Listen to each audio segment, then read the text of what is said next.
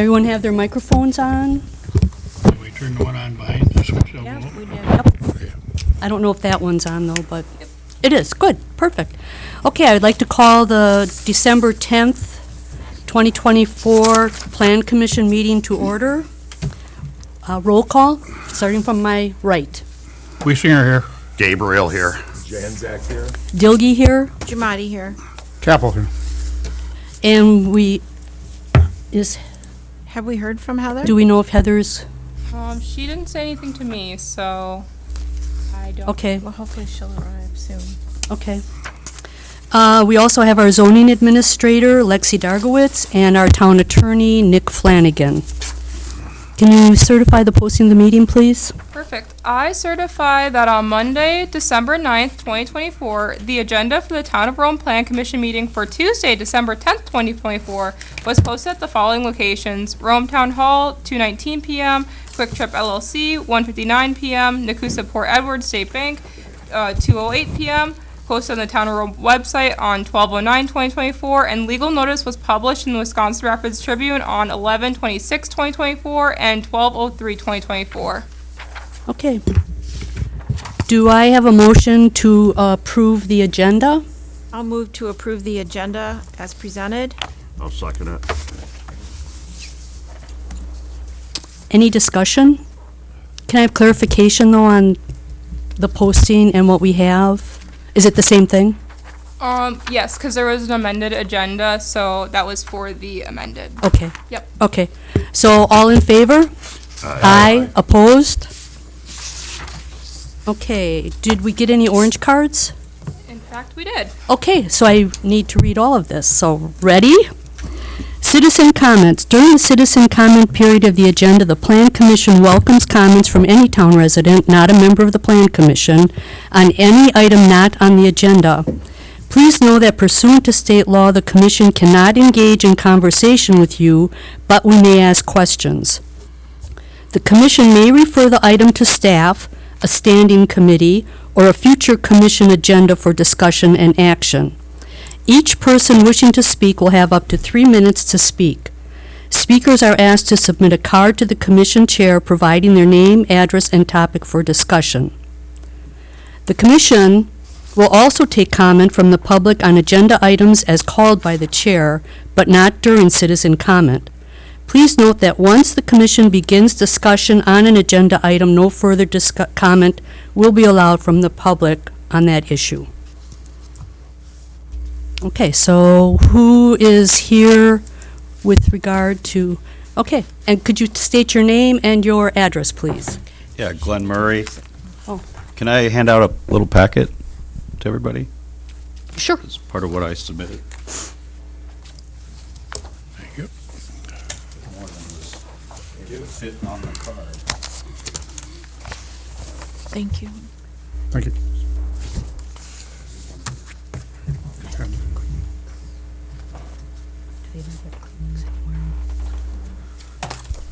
Okay. Is this on? Hello? Can you hear me? Yes. Okay.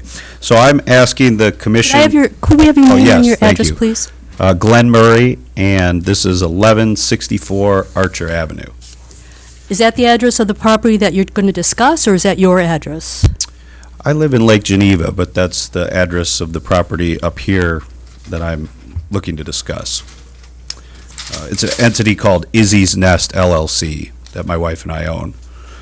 So I'm asking the Plan Commission to consider a 3-word zoning amendment impacting B1. And this is language that exists in Adams County zoning. So my request, if I was in Adams County and not in the town of Rome, would be through staff and not necessarily through a zoning amendment.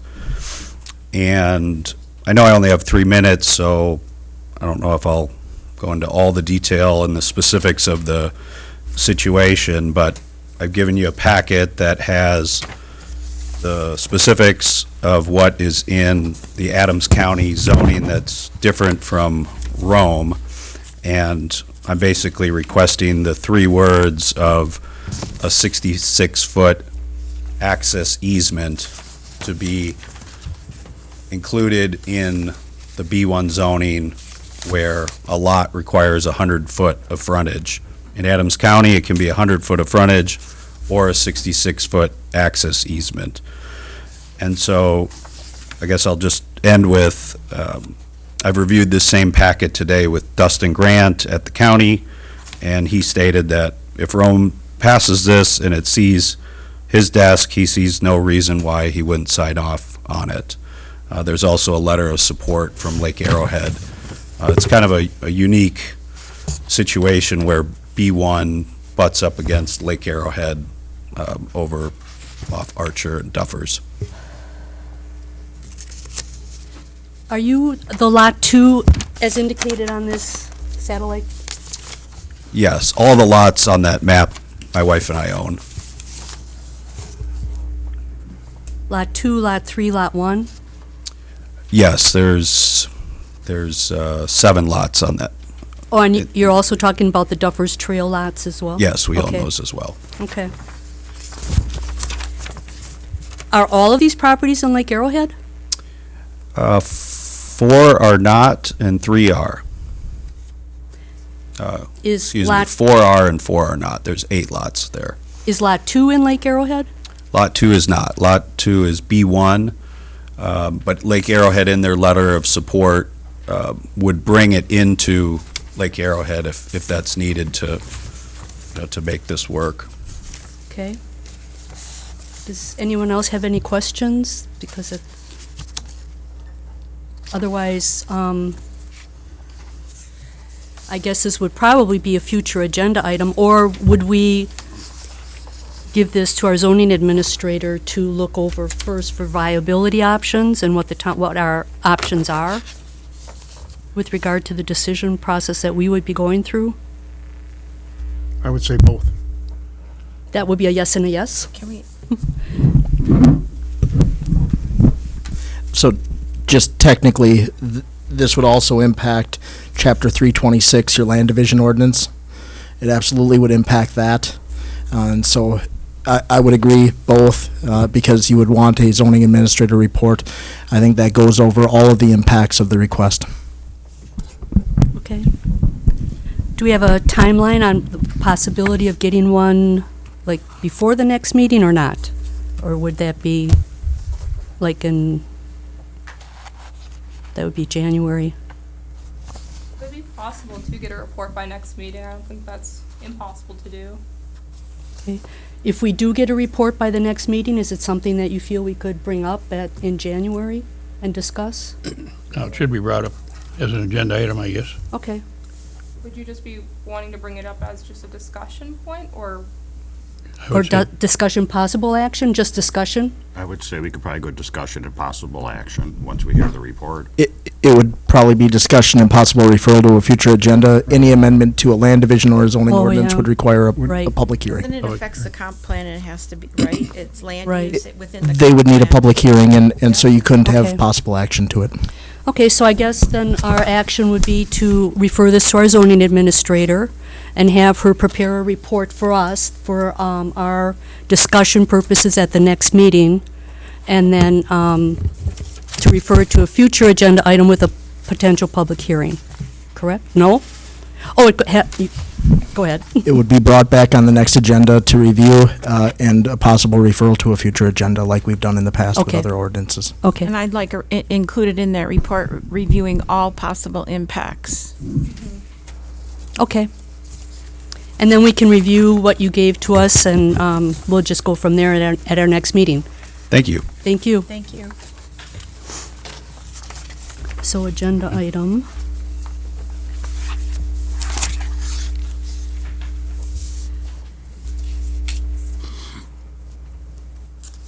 Okay, and that was the only orange card then?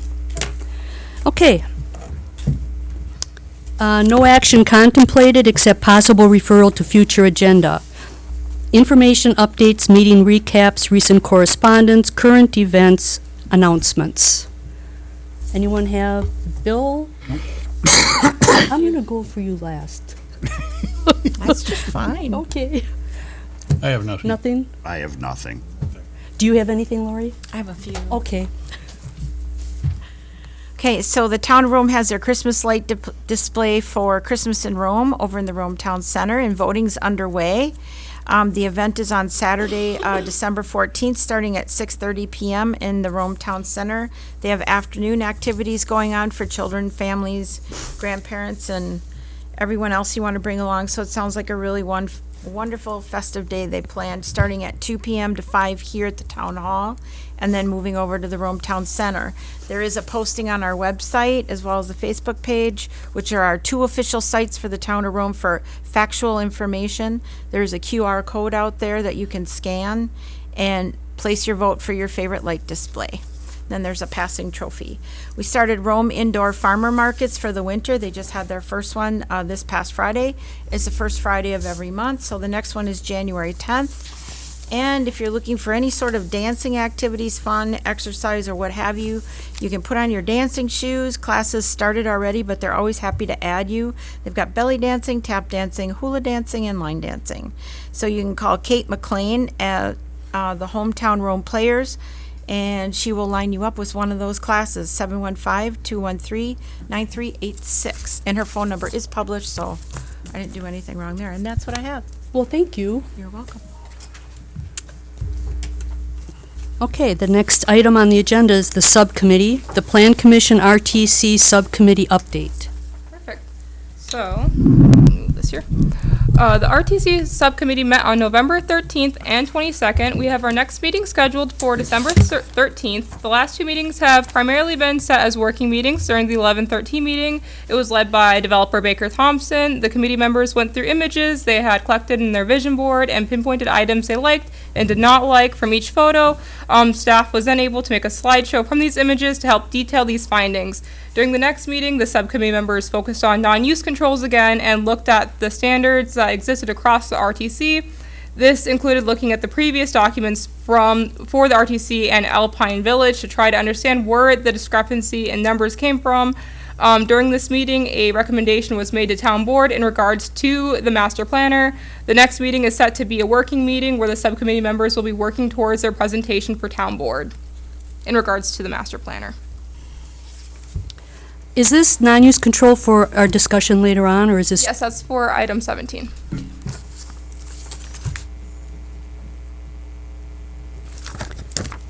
Okay, that can go here. All right, I will open the public hearing. And the first item is a consideration of the issuance of a conditional use permit for the following purpose.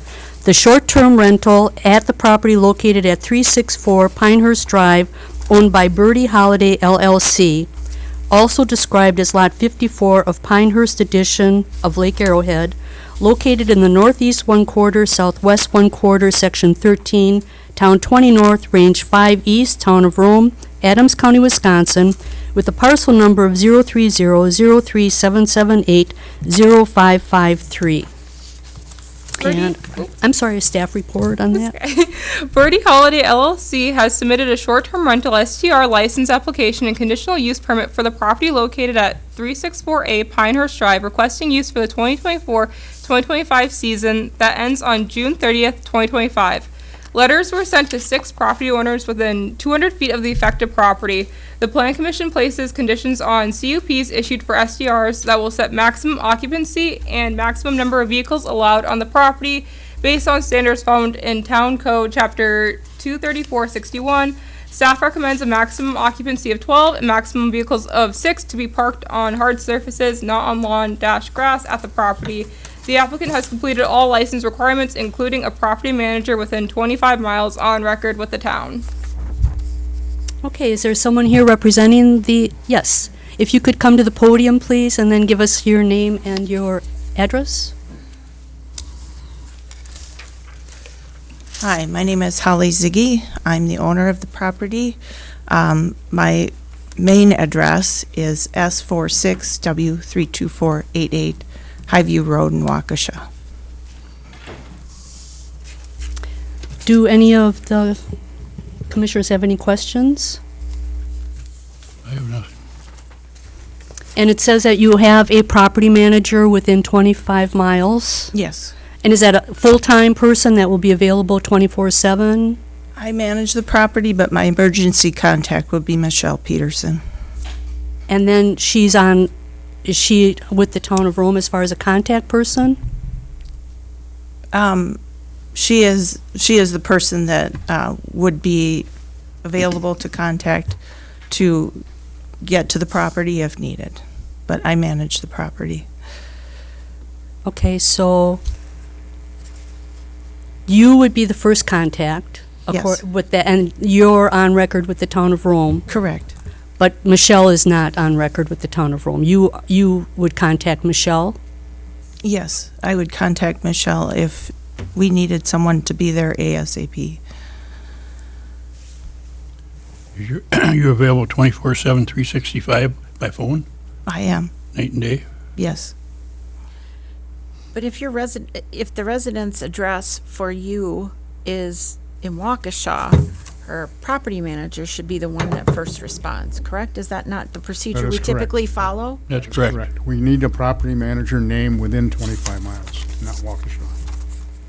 Well, she would be my the point of contact. contact. Yes. Yeah, but she should be the one that's contacted first, not you, because she's within 25 miles. I believe she lives in the town of Rome and represents other properties. Okay, So she would have to be contacted first. sure. As part of the application process, how is it listed, Lexi?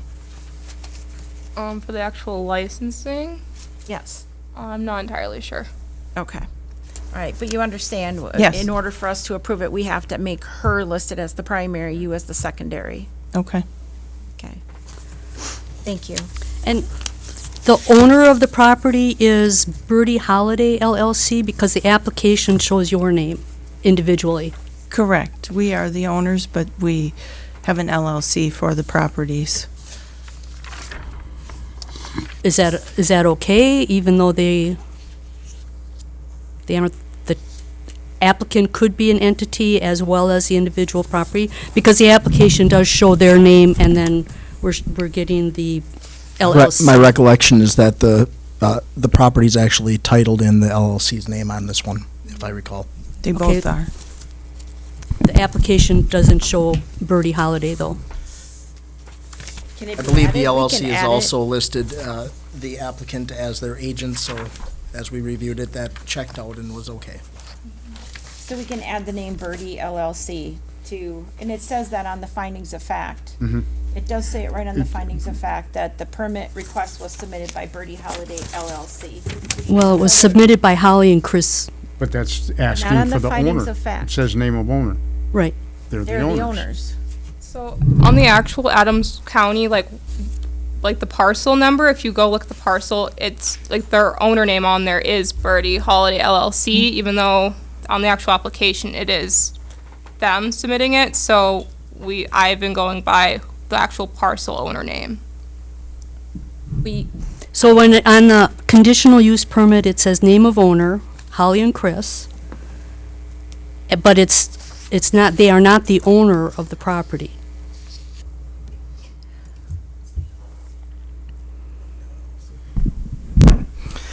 I suspect if we looked at the articles of organization, they would be, because they're listed as the agent for LLC. that LLC. Okay. But there would be no problem with putting their LLC on the application, just so we can make record of that in the file.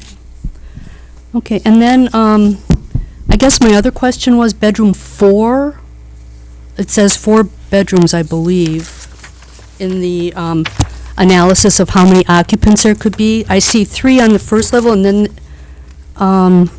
the lower level has a bedroom. 364A technically has 4 bedrooms upstairs and a 5th in the basement. It was not set up with a bed, it was set up with just an office space, but technically it's a bedroom. So the office, you're considering a bedroom, and does that have a closet, or? Yes, it does. Okay. All right, and so the one in the lower level is the 5th. Yes. Okay.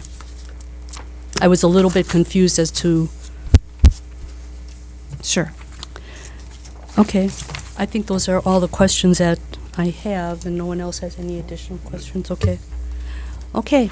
We are at the second property listed on the agenda too. Okay. So might as well stay right here. Okay, well, then you don't have to say your name and address again. Sure, okay.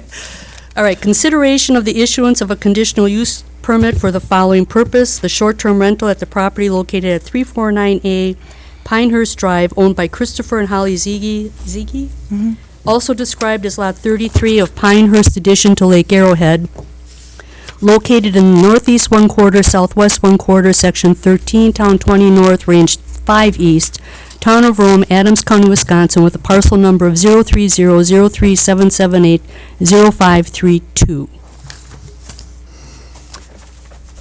Christopher and Holly Ziege have submitted a short-term rental STR license application and conditional use permit for the property located at 349A Pinehurst Drive, requesting use for the 2024-2025 season that ends on June 30th, 2025. Letters were sent to 11 property owners within 200 feet of the affected property. The Plan Commission places conditions on CUPs issued for STRs that will set the maximum occupancy and maximum number of vehicles allowed on the property based on standards found in Town Code Chapter 23461. Staff recommends a maximum occupancy of 8 and maximum vehicles of 4 to be parked on hard surfaces, not on lawn-grass at the property. The applicant has completed all license requirements, including a property manager within 25 miles on record with the town. Do any commissioners have questions? Well, my questions are the same with regard to the property manager. You are on our application with regard to first primary contact, and then Michelle is going to be second, but as we just We'll explained have before. to change that, yes. And then,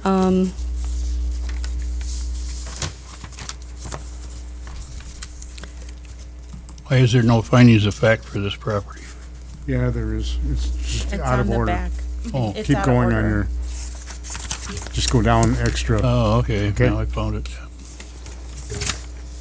As far as how it's listed under ownership, it should be the same as the first property. This- It's part of Birdie Holiday Okay. as well.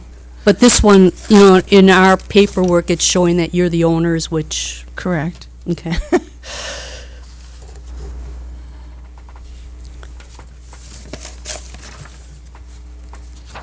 Okay. The properties are very nice properties. They look very nice. Thank you. I think we'll just have to make sure that internally it's consistent, especially if somebody has two properties and they present the information, that maybe we catch those things and then they're on the, because this one in the findings of fact, you do have their first names and not, That's what they're listed as on Adams County is their first names. but on the other one, they're listed as Birdie LLC. Yes. All right, then I take that comment back. Thank you. That's why the findings of fact are different then. Yes. Thank you. It was because we made the addition to the LLC later on, and I'll have to update that information with the county. Okay, thank you, Lex. Okay, thank you. Okay, We just want to remain consistent and. Sure, understood. all right. No other, I don't think anyone has any other questions. Would you like to? Yeah, I do have a question. You said 8 was the max occupancy on the rental? Yes. Okay.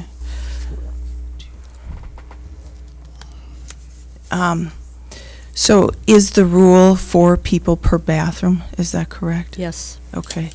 We have 3 full baths on that house. So isn't 10 the correct number for occupancy? There are square footage calculations that are also done. Okay. And Lexi, it's, I'm just wondering if they have the basement as an additional square footage, because that was finished after the home was built? I believe on the drawing it didn't state that it was finished, so I didn't count the basement in. I'm guessing because it was still in process at the time for final approval from the assessor. Well, if we don't have it at the time of your applications, we can't consider it, can we? I No. mean, because the hearing is for what's presented to us and if we don't have the documentation, it wasn't completed at the time of your application, we can only consider what's with the application, is that correct? Yep, I can only consider what is either in the property folder, what was given to me as for floor plans, so if it wasn't given to me or in the property folder, I can't consider it. Okay. That's why she has the calculations she has then. Okay. I'm wondering if it's because, to my knowledge, they had, I guess, the assessor had left something open-ended on not being completely completed. It had been completed, and they put a card on my door, which I called today, just saying that the basement had been fully completed for the assessment. And I'm wondering if that's kind of where some of it might have not. Possible. I guess my question would be to Lexi, we have inspections for these properties as they're being considered, right? So if the Yes. inspections that, town inspections. Yes. So if they went out, did they go out and make the inspections that they were supposed to? Mm-hmm. So what they did is verified the usage that you have indicated to us on the application. So that's again what we have to go by, is that correct? It's what they go by and then what gets sent to me, because also, not just because someone has finished basement doesn't mean that they're renting out a finished basement. That's why I also have to go by what floor plans are submitted, because just because there is livable space doesn't mean it's getting rented out, because some people use their basements for storage, even if they are renting the upper parts. So, Lexi, what would be her options then? Well, it kind of depends on what this board decides to do later on, because with the short-term rental process changing, that we'd have to discuss how we'd go about changing occupancy. But in this particular case, I think what Paul's getting at, as part of the findings of fact, if we could make it that if there's additional inspections showing that there is indeed space that's livable and can change those calculations, we could do that as part of our findings of fact, that she wouldn't have to come back, that could be handled internally. Is that correct? I would say that's correct. You could do an up to, if verified by the building Okay, up inspector to and 12. and zoning administrator. I'm not sure, we'll assume that there's been a final inspection on any bathroom addition that was made. So up to or not exceeding based on our current calculations and final inspection of new space, we'll allow it internally. Subject to verification by the Subject to zoning administrator. verification? I'm confused. Has the final inspection been completed? Yes. It's just the final assessment has not, but Well, the assessment, That'll be effective next year, I think, but that doesn't affect the property right now with what the decision is that we need to do, so. The only reason I mentioned that is if the zoning administrator had referenced that the property file didn't have any evidence to floor- support higher occupancy, I would expect that those kind of things would be documented in the property file. They should be. And so I would just make, if you are going to deviate from what's being recommended because of possible additions that have been approved, that you just make it, the recommendation would be to make it upon verification by the zoning administrator and building inspector.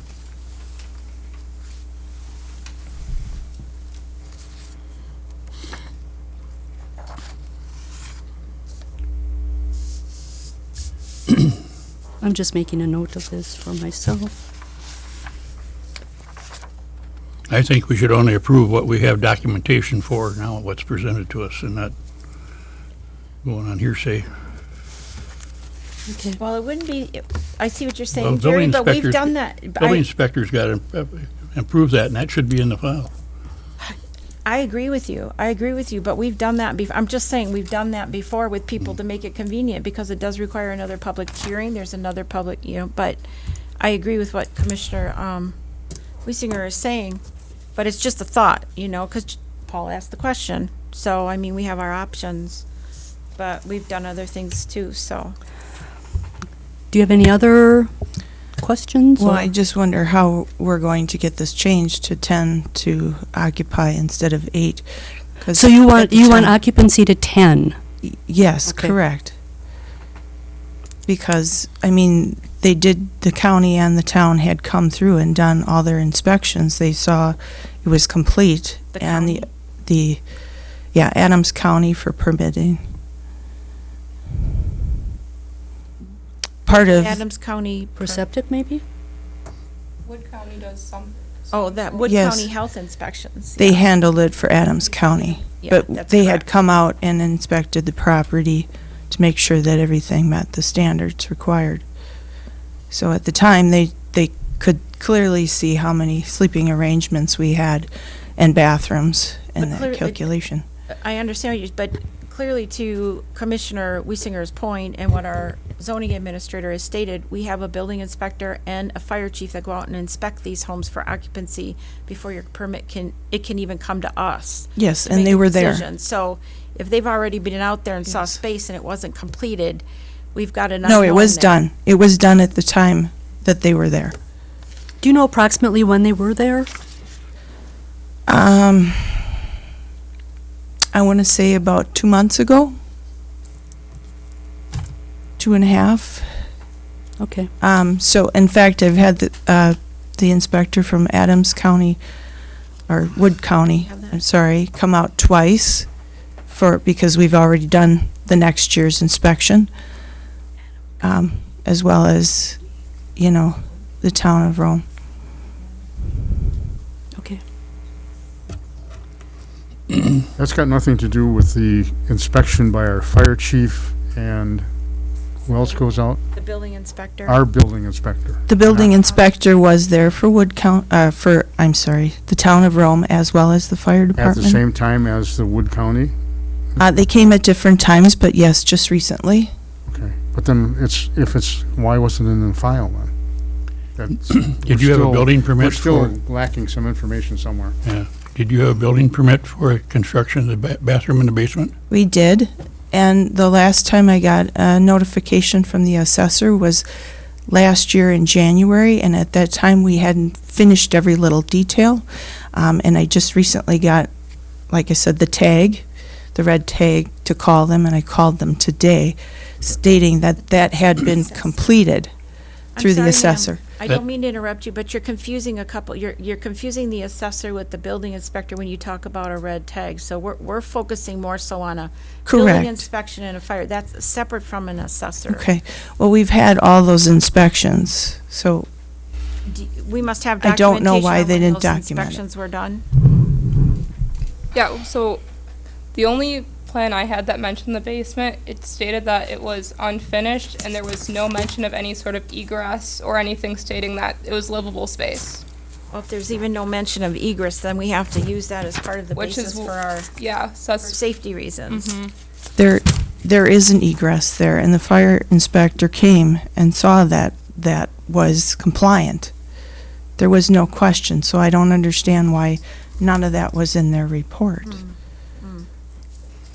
Lex? well, at Did you this have point, one? I can't do any more measurements, so it would have to be something that we could discuss at a later date. You you submitted the permit on October 25th. So were the inspectors there prior to this or after? Do you recall? I think the paperwork was submitted prior, but I'm Okay. not sure. It may be a timeline issue, Yeah. maybe. Well, Okay. Lexi, I think you said as you reviewed it, you passed it on, it's just the first floor, no basement. So the fire inspector and the guys went out there, that's all they looked for, that's what you said earlier, correct? Well, anything I had of the basement, it just stated that it was unfinished, and like I said, there was no egress at that point. There was nothing showing that it was livable space, so it wasn't anything that I would count. Anything that I get that's not, because I get a lot of papers that aren't countable, because people like to just give me documents because they don't know what to give for you guys. So, Okay, so the straightforward option is we could approve it the way it is today. Right. And then what would be her option if she wanted, just to answer a question for you maybe, what would be her option to go beyond that, then come back again with another request?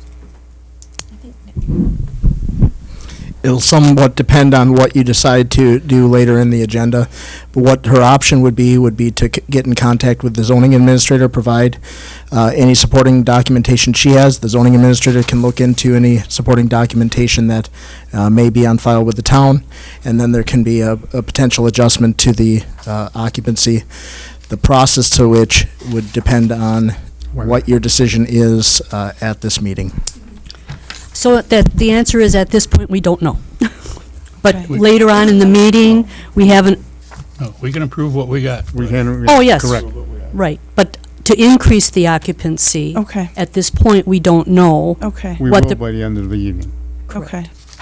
I do have a question in regards to, so the egress window on that property has always been there. In fact, to put the window in order to get occupancy permit, initially when we built the place, that window had to go in and the means of access to that egress had to be done. So that window has always been there. I don't understand why it's not showing. Well, we don't have the plan for the lower level on, Okay. 349. Was it 349? Yes, 349A. We don't have that lower level because the dimensions were only used on the upper level. Okay. I So we don't understand why. have pictures of the egress or anything in that bedroom at all. Okay. So I'm assuming I have to provide all this documentation? Well, we can approve for what you have right now, Okay. but if you want, and that's 8.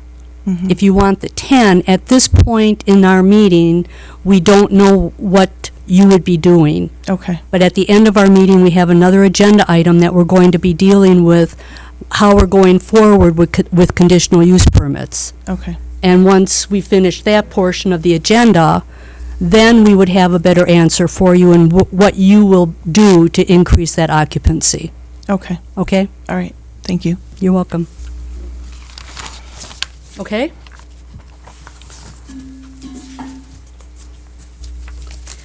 All right. Item 8C. Joanna and Lawrence Basilian have submitted a short-term rental license application and conditional use permit for the property located. Madam Oh, Chair? I'm sorry. I keep wanting to read her stuff instead of my own.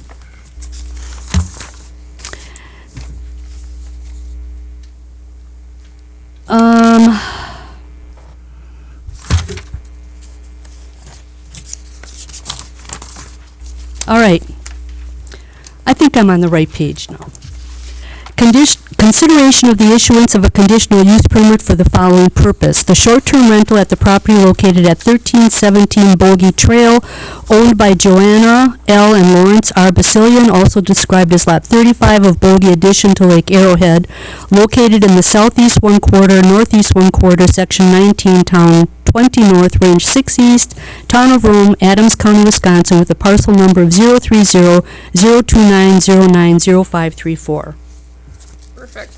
Joanna L. and Lawrence R. Basilian have submitted a short-term rental STR license application and conditional use permit for the property located at 1317 Bogey Trail, requesting use for the 2024-2025 season that ends on June 30th, 2025. Letters were sent to 8 property owners within 200 feet of the affected property. The Plan Commission places conditions on CUPs issued for STRs that will set the maximum occupancy and maximum number of vehicles allowed on the property based on standards found in Town Code Chapter 23461. Staff recommends a maximum occupancy of 6 and maximum vehicles of 3 to be parked on hard surfaces, not on the lawn-grass at the property. The applicant has completed all license requirements, including a property manager within 25 miles on record with the town.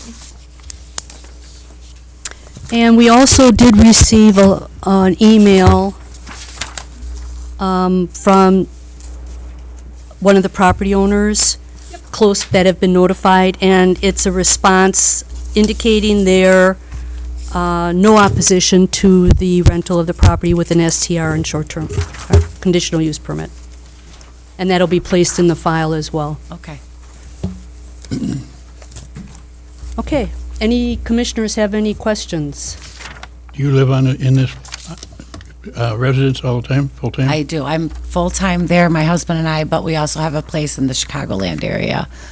So we do plan on living, going back and forth when we do have it rented. Okay.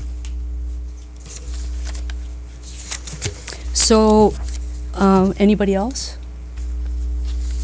You're checking the property manager? We don't have that information, but.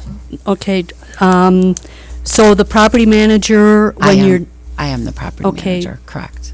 so when you're renting out the property, are you going to be in the property? No, I won't be in the property, but I do have 2 different people that will be taking care of the property for me, not necessarily managing, but there when I call them if I need something. I have a cleaning lady, Molly Worth, and then I also have the Felchners, Lori and Scott Felchner, that will be watching the property for me. And so you will, in the same situation, you will be 25 miles away. More than So, 25, More than obviously, yeah. 25. Yes. So someone has to be within 25 miles for contact. Correct. Are the Felchners, or are they going to be with the town notification list? Yes, I don't have them down now, but I can absolutely give Okay. that to you. Correct. All right, Yes. we would, And they do reside here full-time. Yeah, they do.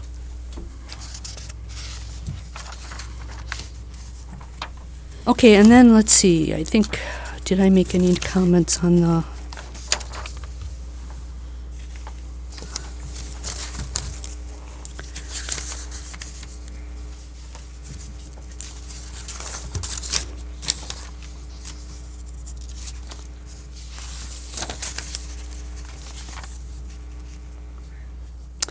Okay, I don't have any other questions.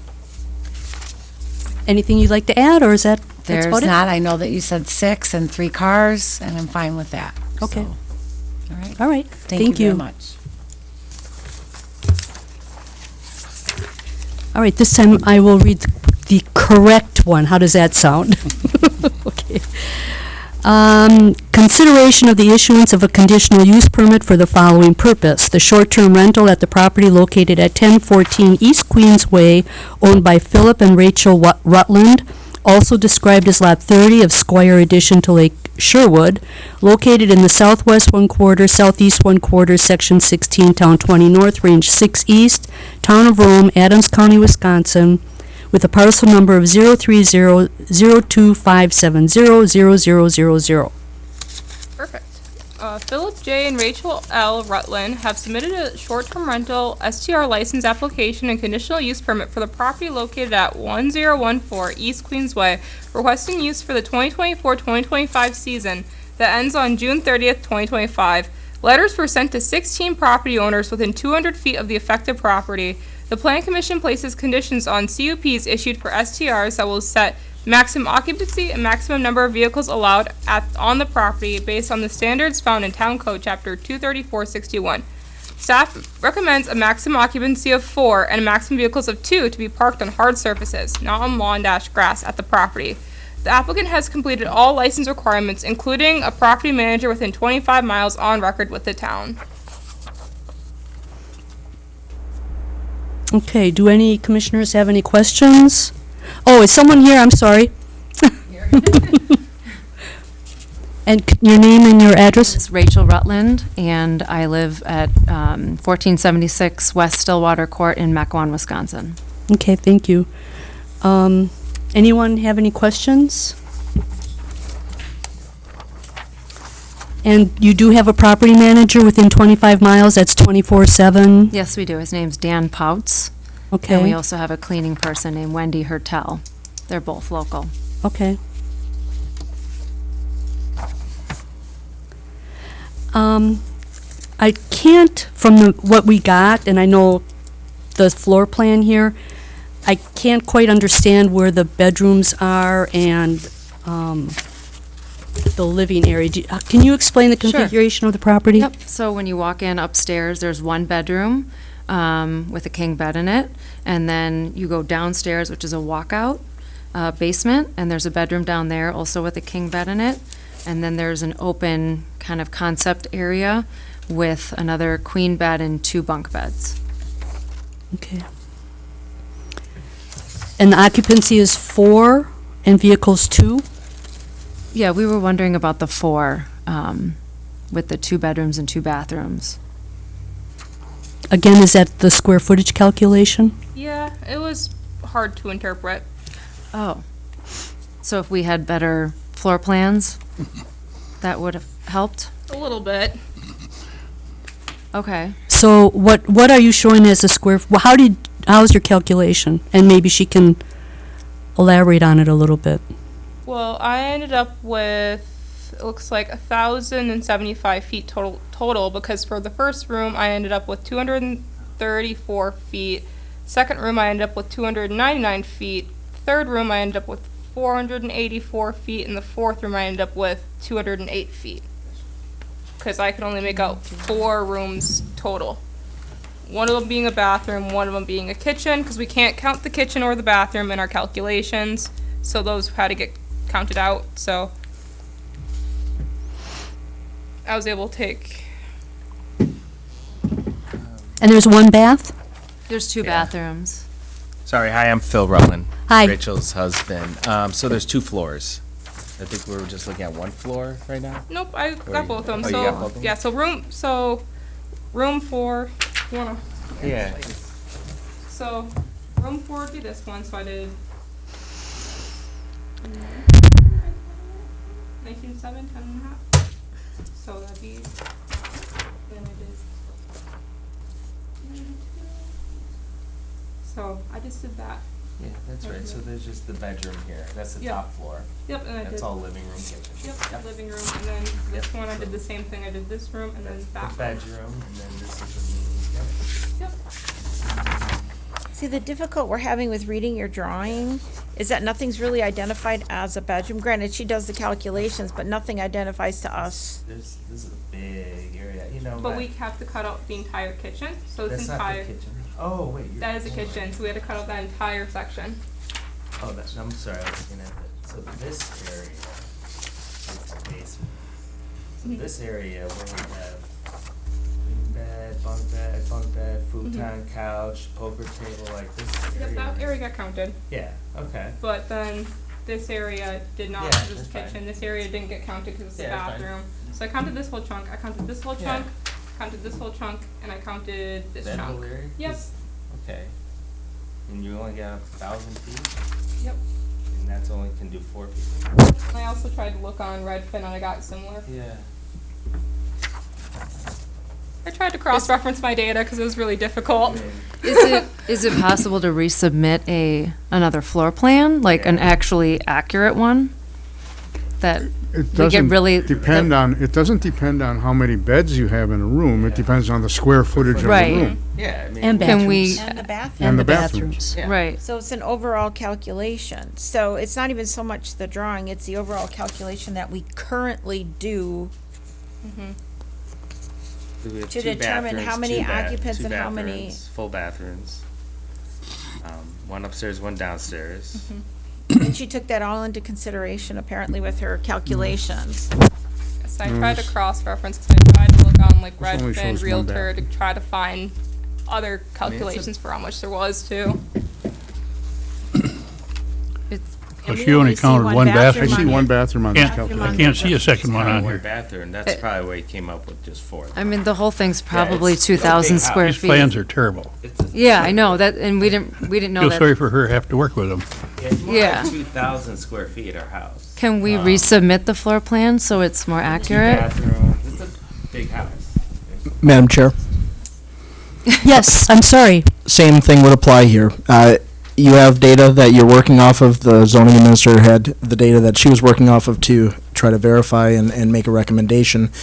The option would be there if they felt that there was supporting evidence or documentation to support greater occupancy. They would meet with the zoning administrator, review that with her, and then, again, the process would depend on what you all decide here today. And perhaps as part of our packet in the future going forward, we give people a grid worksheet or something to draw on so they can do a better if they're gonna submit that type of drawing to us, because we don't even see a bathroom. Yeah. You didn't draw a In bathroom. the basement? Or would, I don't see a bathroom. I don't either. There's no bathroom on here, so yeah, right here. This What? one right here. It's it says washer, it's dryer. where the washer dryer is. Doesn't say it's a bathroom. Says It a says sub sump, pump. yeah. I don't see a bathroom there either. I don't s- Bathroom. I don't Full see a with toilet. shower, that's got a shower, full bath. Well, you didn't do yourself any, quite Sorry. honestly, any justice, because it looks like a room with just a washer, dryer, and a sub pump. Yep. I think what we'll do is we can approve it for, currently for what is here, 4 Here. and 2, And then we'll do the same thing as we're doing for We'll consider the, Zeke's, and after we have our last agenda item and we know how we can proceed forward, and then we can let you know what the options would be for you as well. Okay? Sounds good. That's about all we can do at this point, based upon the plans that we've gotten, the calculations that our zoning administrator did. Okay, Okay? thank you. All right, thank you. And no one else had any other questions? I'm sorry. I No. may have adjourned it before. Okay.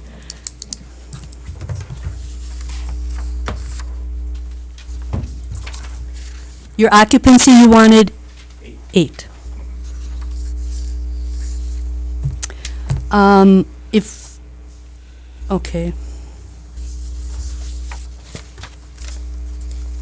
I don't think with this property we would have a parking issue either if we.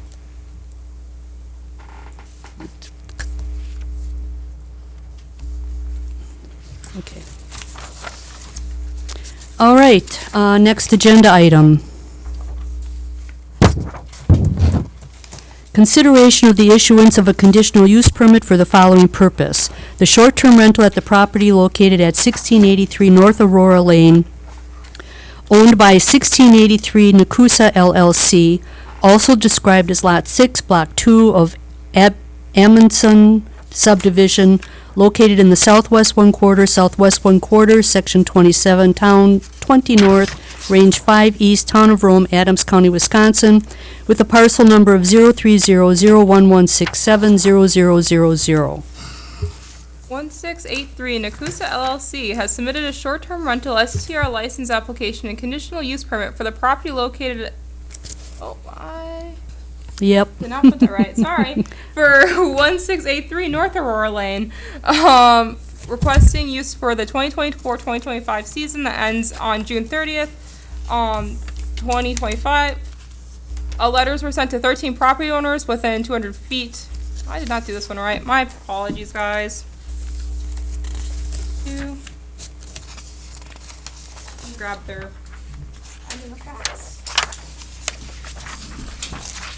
I can read the rest of it.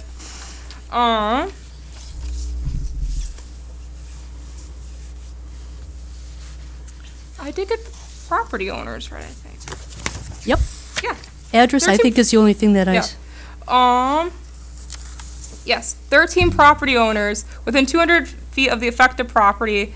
The Plan Commission places conditions on CUPs issued for STRs that set maximum occupancy and maximum number of vehicles allowed on the property based on the standards found in Town Code, Chapter 23461. Staff recommends a maximum occupancy of 8 and vehicles of 4 to be parked on hard surfaces not on lawn-grass at the property.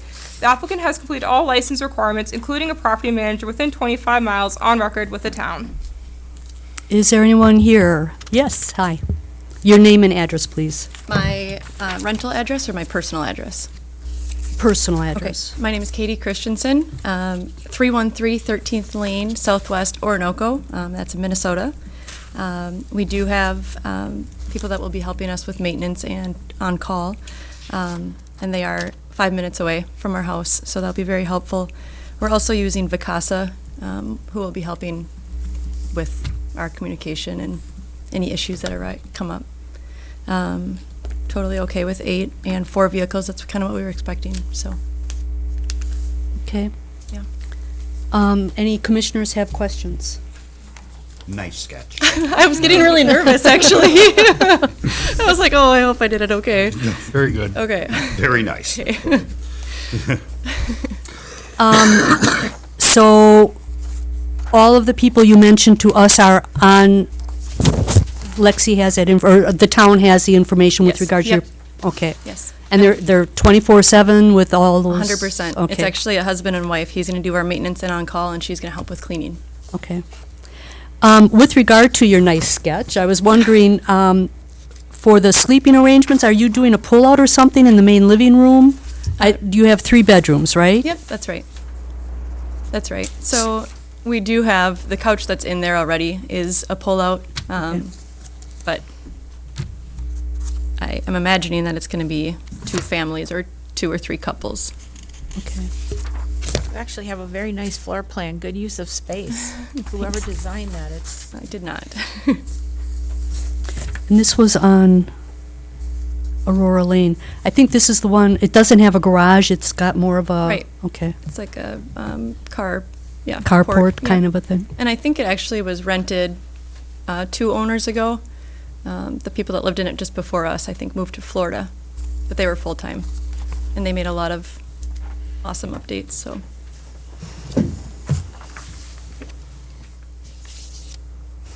Okay, I guess I should have been asking if there's someone in the audience, right? That's probably something for or against, there is, okay. Is on this property? No. Okay, I'll have you come up as soon as we're done here. Sorry, that's my fault. Okay, any other questions? No? Okay, thank you. Thank you. Okay, is there anyone in the audience that would like to address any one of the issues that we've had so far in our public hearing? Finish the last one. So far, I said so far, because I'll probably forget by the next one. I guess, my name is Amanda Robinson Locke. We're at 347A Pinehurst Drive. Not an issue. I just want to make it clear if there's after-hour noises, which we have had with other renters around us, I don't hesitate to call. You know, we live here year-round. We work. We're not retired. We're not renters. We need to sleep at midnight. We're not going to listen to 15 people out at a bonfire till 2 a.m. It's just, we didn't build here 10 years ago for that, and it's really not fair, quite honestly, when you have to work the next day, regardless of having to work or not. It's just, so that's all I wanted to state. Okay. And The I would noise. encourage you to complain when it happens. Yeah. As soon as the time limit hits, call. ATVs running around the yards, you know, excessively. They're all supposed to have information in their places Yeah. that tell them when they should discontinue the noise. Right. And if they don't do it, call. Yep, That's our and that's best what advice we've for you. done. I mean, so I just wanted to state that. Yep. Thank you. Thank you.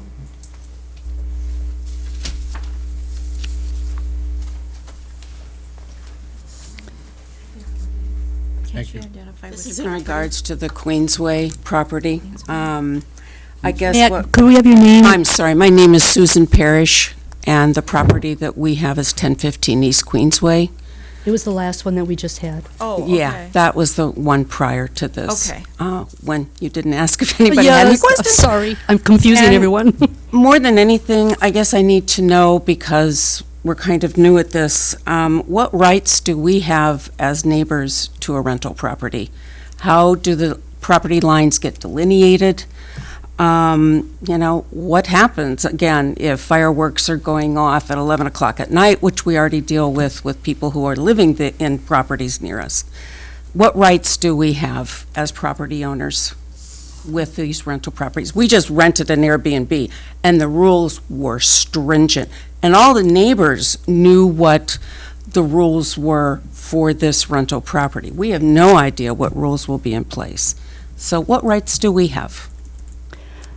There are specific ordinances that we have, that noise ordinances, and all different kinds of things that you would be able to call the police on. On our town website, there are phone numbers that you can give for our host compliance, where you can contact them, and it can be anonymous. You don't have to give your name. In fact, I've used it a couple of times myself, and it does work. And then, but if you are anonymous, you will not get basically follow-up information when our clerk is taking care of things and following through on the procedure. You won't get information on how it's being resolved unless you do leave your name. I mean, we don't want to be those kinds of neighbors, but we do want to be respected. And, Yes, and we don't, we want to know what the rules are. That's why we came here tonight. And, we need to know if the occupancy changes to 8, not 4. I think we deserve, that information. And so I guess that's really what I needed to ask. In the letters that do go out, does it show what the occupancy would be, or just that someone's applied for the CUP? And I know you've given that to me before, but I'm... We have the letter, nothing was on our letter. Nothing with the occupancy? Okay. No. There is something on the letter regarding host compliance and filing complaints, correct? You have the letter. I don't believe so. Lexi, there is nothing on there? No, In I the had to, letter, there is something that it does. So in the letter, what they're given is it tells them that there's going to be a public hearing, and it tells them that they're within 200 feet of a short-term rental. It has a letter explaining host compliance, what it is, the phone number. Oh. It talks about Act 67 and what that means for Okay. conditional use permits, and then it has ordinances relating to short-term rentals. So that is included with the Yes, letter? it is. okay, my included. apologies, must be on the backside. Fix that. I send all 60-something letters out, so, by hand. Okay. Okay. So that has basically put down what your rights are, what you are able to do if something does affect you. And we encourage the property owners to do that. And, just because you do live there, Now, properties at the lake are pretty tight, and I grew up on a lake in a different state, and we, had a lot of respect for our neighbors, so the same hopefully will hold here. So, And it's always communication as well, try to communicate with the folks as well. I think they want to be successful as well as you have something quiet. well, we'll see. Thank you. okay, we can move on? I'll go back to my reading. Okay.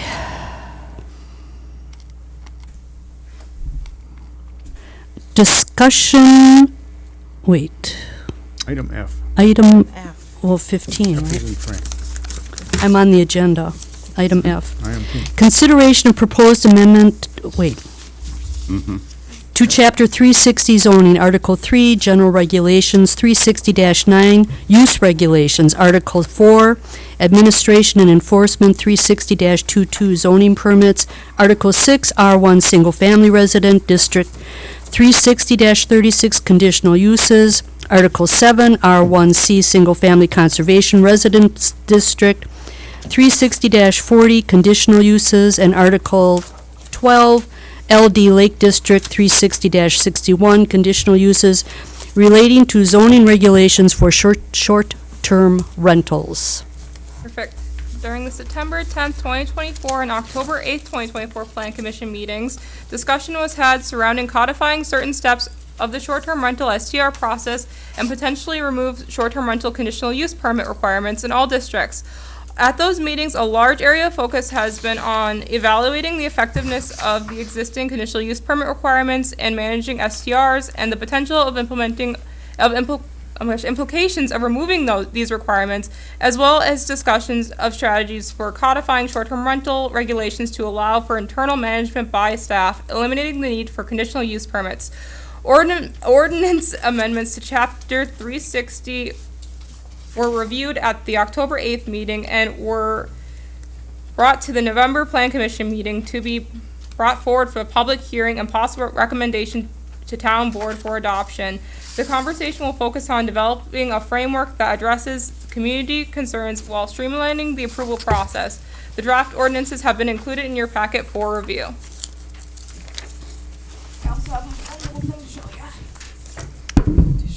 While she's doing that, I can give the overview that you have in your packets. Just a reminder, again, that 15 and 16 do relate to this in the later agenda.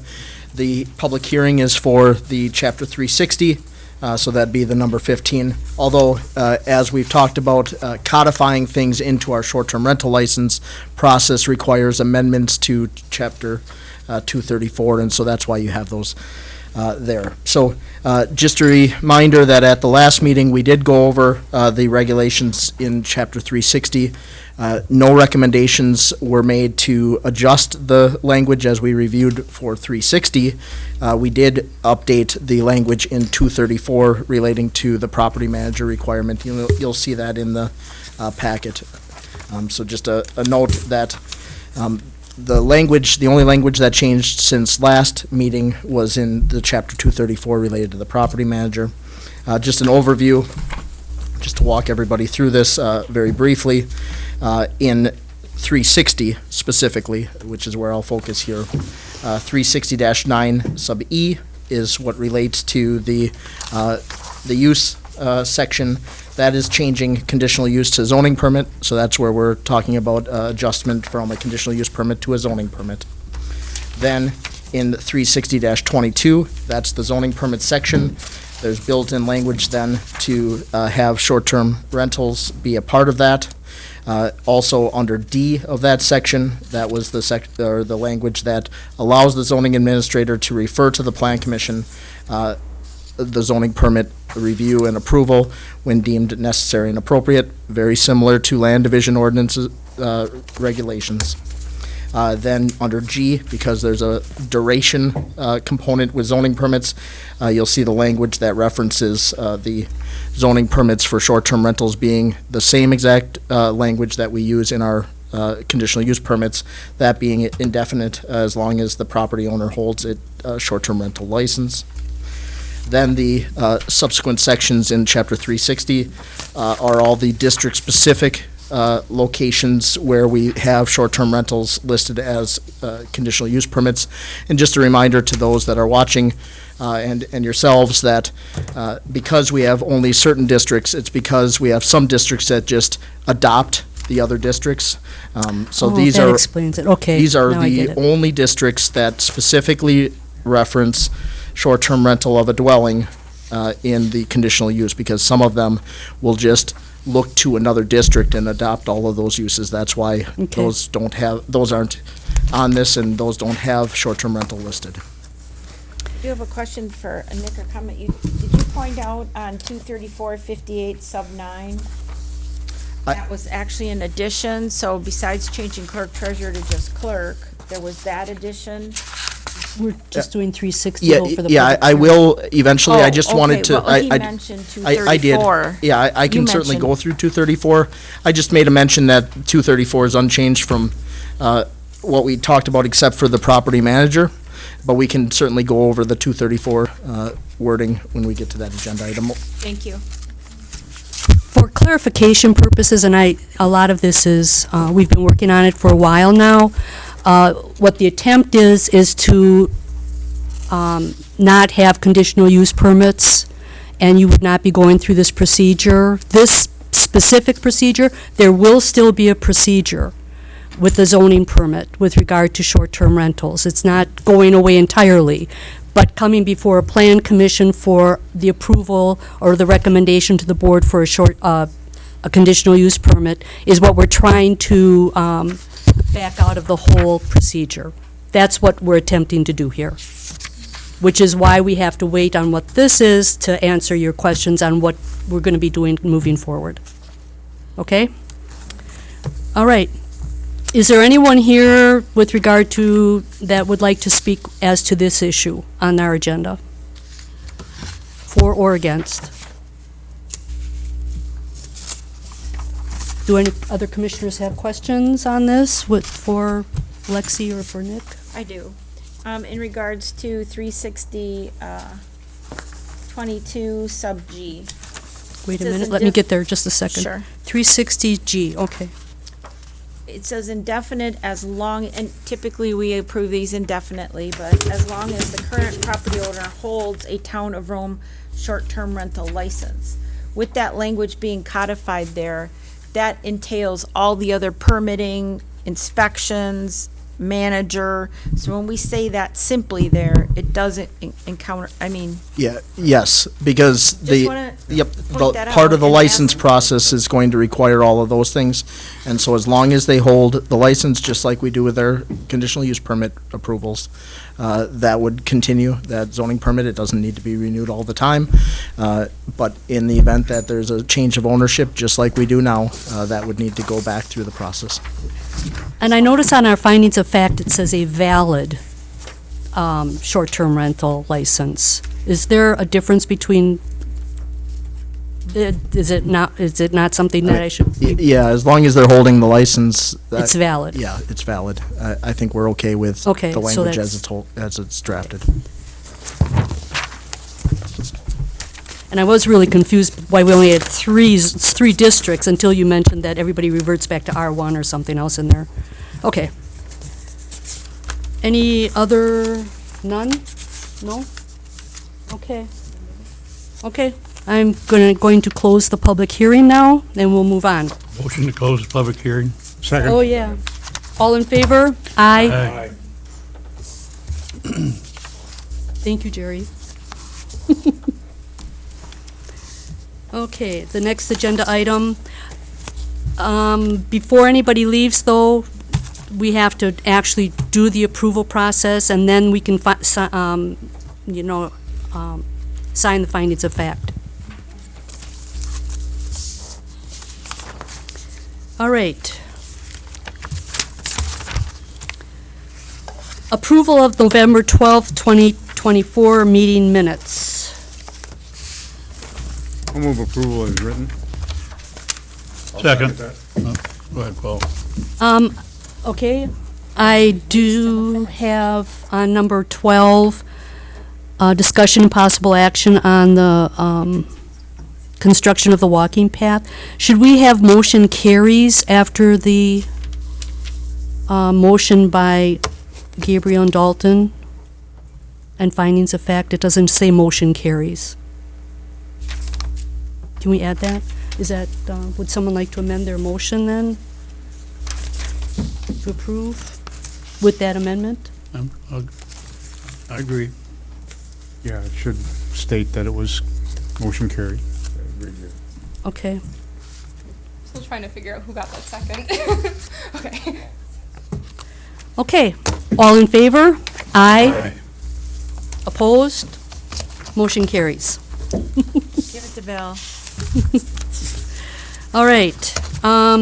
Discussion and possible action. Consideration of the issuance of a conditional use permit for the following purpose: the short-term rental at the property located at 364A Pinehurst Drive, owned by Birdie Holiday LLC, also described as Lot 54 of Pinehurst Edition of Lake Arrowhead, located in the northeast 1/4, southwest 1/4, Section 13, Town 20 North, Range 5 East, Town of Rome, Adams County, Wisconsin, with a parcel number of 030-0378-0553.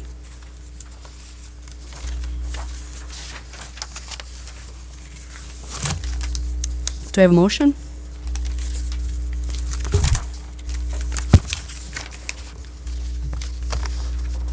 I motion to move this forward and along with the findings of fact. I'll second.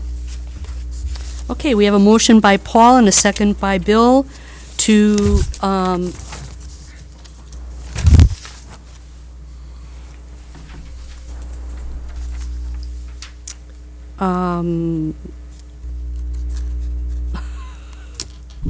I'm having a brain fade right now. It was to move this forward, but it would be essentially to approve the conditional use Approve the permit conditional use for the permit. property and Okay. adopt the findings of fact as presented. Okay.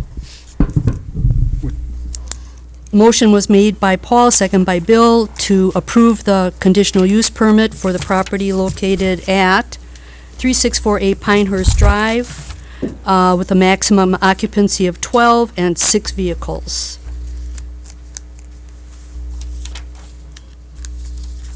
All in favor? Aye. Aye. Opposed? Motion carries. Okay. Discussion and possible action, consideration of the issuance of a conditional use permit for the following purpose: the short-term rental at the property located at 349A Pinehurst Drive, owned by Christopher and Holly Ziege, also described as Lot 33 of Pinehurst Addition to Lake Arrowhead, located in the northeast 1/4, southwest 1/4, Section 13, Town 20 North, Range 5 East, Town of Rome, Adams County, Wisconsin, with a parcel number of 030-03778-0532.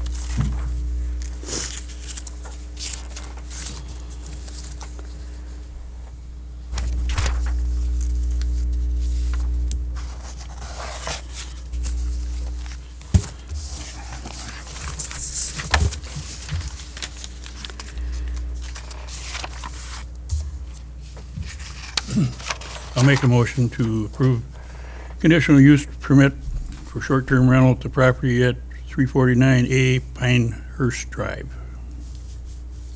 with the findings of fact as presented. I'll second that. Okay, we have a motion by Jerry, a second by Tom, to approve the conditional use permit for the property located at 349A Pinehurst Drive, incorporating the findings of fact. Is there any discussion? Is this not the one where we wanted to have it subject to final verification of allowable space and number of occupants and cars? If you wanted to go there. If we wanted to do that. Right now, that's not the motion.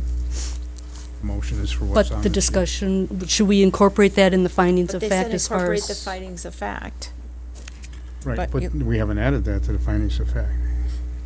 Well, I'm just bringing it up that we If you wanted discussed to, that. if, what I'm saying is get that's it. not the motion. Right. I thought we should just approve what we have in front of us, and if there's a change, they can bring it back to the zoning administrator based on what action we take later in the meeting, Correct. Okay, rather than put it as. rather part than I think put that's the anything way on it the should go. findings of I fact. think that's the way it Okay. should go too. Yeah. Okay. I'm Okay. just bringing it up because this is where we brought it up, so Right. we just needed further clarification. At this point, we can only approve what we have documentation for. Okay, Okay. Keep it simple. okay. No more discussion? All in favor? Aye. Opposed? None? Motion carries. All right. Discussion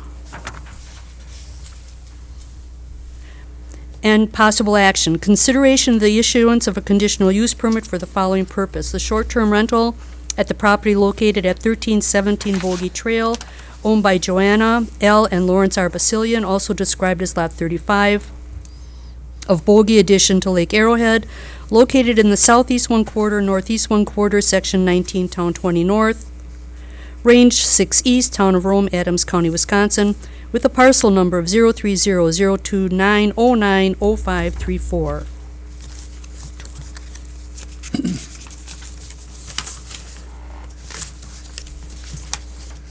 Make a motion to approve the issuance of a conditional use permit for short-term rental at the property at 1317 Bogey Trail. I'll second. Motion's been made by Jerry, seconded by Lori, to approve the conditional use permit for the property located at 1317 Bogey Trail, incorporating the findings of fact. Yes, incorporating the findings of fact, excuse me. And with an occupancy of 6, 3 vehicles. Any discussion? I think I would like to add that the other people that were mentioned, or that the town should be apprised of those other individuals that were mentioned, to make it a 24/7 kind of a response, that because she lives more than 25 miles, or she will be out of the property within 25 miles. Right. So the wording, So I think you have that as part of the findings of fact already, and then that would need to be updated on the short-term rental right, license just notifying the application. town that they have to. Okay. Okay. So, any other discussion? Okay, all in favor? Aye. Opposed? None? Motion carries. Discussion and possible action, consideration of the issuance of a conditional use permit for the following purpose. The short-term rental at the property located at 1014 East Queens Way, owned by Philip J. and Rachel L. Rutland, also described as Lot 30 of Squire addition to Lake Sherwood, located in the southwest 1/4, southeast 1/4, section 16, town 20 north, range 6 east, town of Rome, Adams County, Wisconsin, with a parcel number of 030-02570-0000.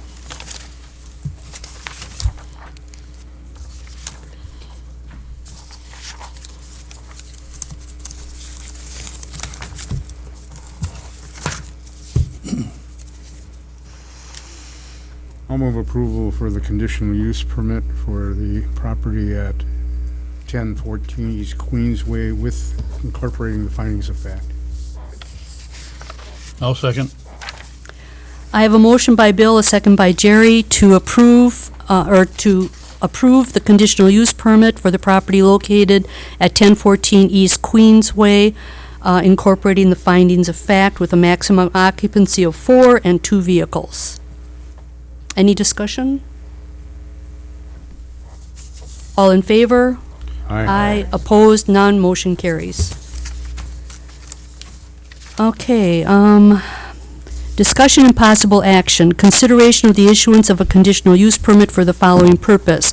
The short-term rental at the property located at 1683 North Aurora Lane, owned by 1683 Nakusa LLC, also described as Lot 6, Block 2 of Amundsen subdivision, located in the southwest 1/4, Section 27, Town 20 North, Range 5 East, Town of Rome, Adams County, Wisconsin, with the parcel number of 03001670000.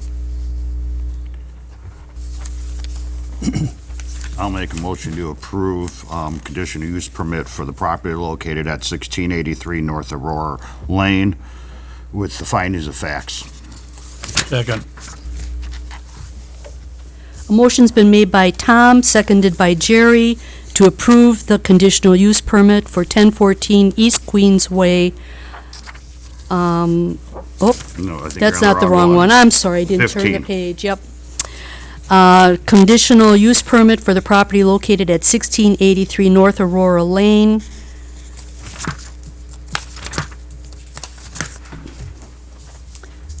Incorporating the findings of fact with occupancy of 8 and 4 vehicles.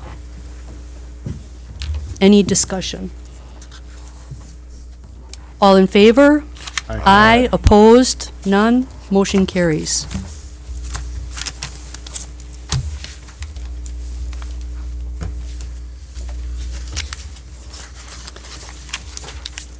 Okay. Discussion and possible recommendation to the town board. Consideration of proposed amendment to Chapter 360 zoning, Article 3, General Regulations, 360-9, Use Regulations, Article 4, Administration and Enforcement, 360-22, Zoning Permits, Article 6, R1 Single Family Residence District, 360-36, Conditional Uses, Article 7, R-1C, Single Family Conservation Residence District, 360-40, Conditional Uses, and Article 12, LD Lake District, 360-61, Conditional Uses relating to zoning regulations for short-term rentals. Before we start that discussion, Lexi, do you want to have them sign their, so they can leave? Sign these, I have them all with your address on them, you can sign them, and then You don't need to stay for this whole meeting if you don't want to. Now, we'll, where it says signature of owner or applicant, and then you're free to go. Please leave them here, though. the decisions that we'll be making tonight, hopefully, will we then notify those property owners of what their choices will be and what they need to do? I can when I scan them their copy, I suppose. If I scan them into them, once we sign them. Well, not the findings of fact, but So I think there were, Talking about there were two properties in particular that had expressed some interest in further discussing occupancy with the town. If this goes through, if this agenda item goes through, then provided the town board approves it, then the process should be communicated to them, Okay. those individuals, because then they would work with the zoning administrator to update, if there's some updates to do, get it on file and adjust the occupancy at that time. okay. And if we don't approve this agenda or recommend the agenda to the town board, then would they need to come back to the plan commission with an increased occupancy with the updated plans? If there's no change to the ordinance, then it would be an amendment to the conditional use permit like we've done in the past and would require the whole process exactly the same to do the conditional use permit. Yep. That's why keeping it simple wasn't simple, but No, well, you'll be notified because we're going to be making a recommendation to the board, and then the board would have it on their agenda then they would look at our recommendation and either approve it or nix it. It's, it's out of our hands at that point. If the board approves it, then you'll be notified by the town that the board approved this, and this is all you need to do. Submit the plans to the zoning administrator, the building inspector, or whatever. I'm not sure just exactly. But then once you do that, then they will be able to work with you individually rather than you have to come back to us. So it would simplify the process for you. But we don't know that yet, and we can make a recommendation to the board, and then it's still up to the board to decide if they will approve that recommendation. Okay? So, do you know the timing? Is that in like a month or two? 19th. Yeah, I believe it's the 19th, so typically, what'll happen is this would go on the next town board meeting. Again, all subject to this actually being recommended. We have no motion on the floor here, and no vote's been taken. But if it does pass this body, then it would go on likely the next town board agenda, which I believe is the 19th. It is the 19th, yes. Either way, you've got an avenue to move forward. Wait till after then. Right, Submitted before. yes. Well, we'll have Just to. have to label that bathroom in the basement that we did, that was, get occupancy. My suggestion is that you contact our zoning administrator tomorrow morning, and she'll And know she'll what let you we did know. tonight and how to advise you. Okay? Are you, I'm just curious though, if they reject it and then I have to go through this process again, my question is, I don't understand, because it's been inspected and everything was there, the plans were submitted, they should have the data already. I should have to go through the process even though the information is already been. Again, I'd ask you to call Lexi in the morning and find out where the discrepancy is. the timing or where the, We can't answer that question. we don't know. tonight. But you can contact zoning, or the building inspector. Probably you would be the better I'm thinking source. Lexi's the best contact. Lexi's, yeah, contact Lexi. Okay, I'm just concerned because I don't have to, go through all over again to get approval. I understand. Only on one, not both. Good point of view. Okay, thank you. Thank you. Madam Chair, I'd like to make a motion that we approve and recommend item 15 to the town board, as written. I'll second. Okay, we have a motion made to recommend to the town board the consideration of the proposed amendment to, as written, and it's seconded by Lori. Any discussion?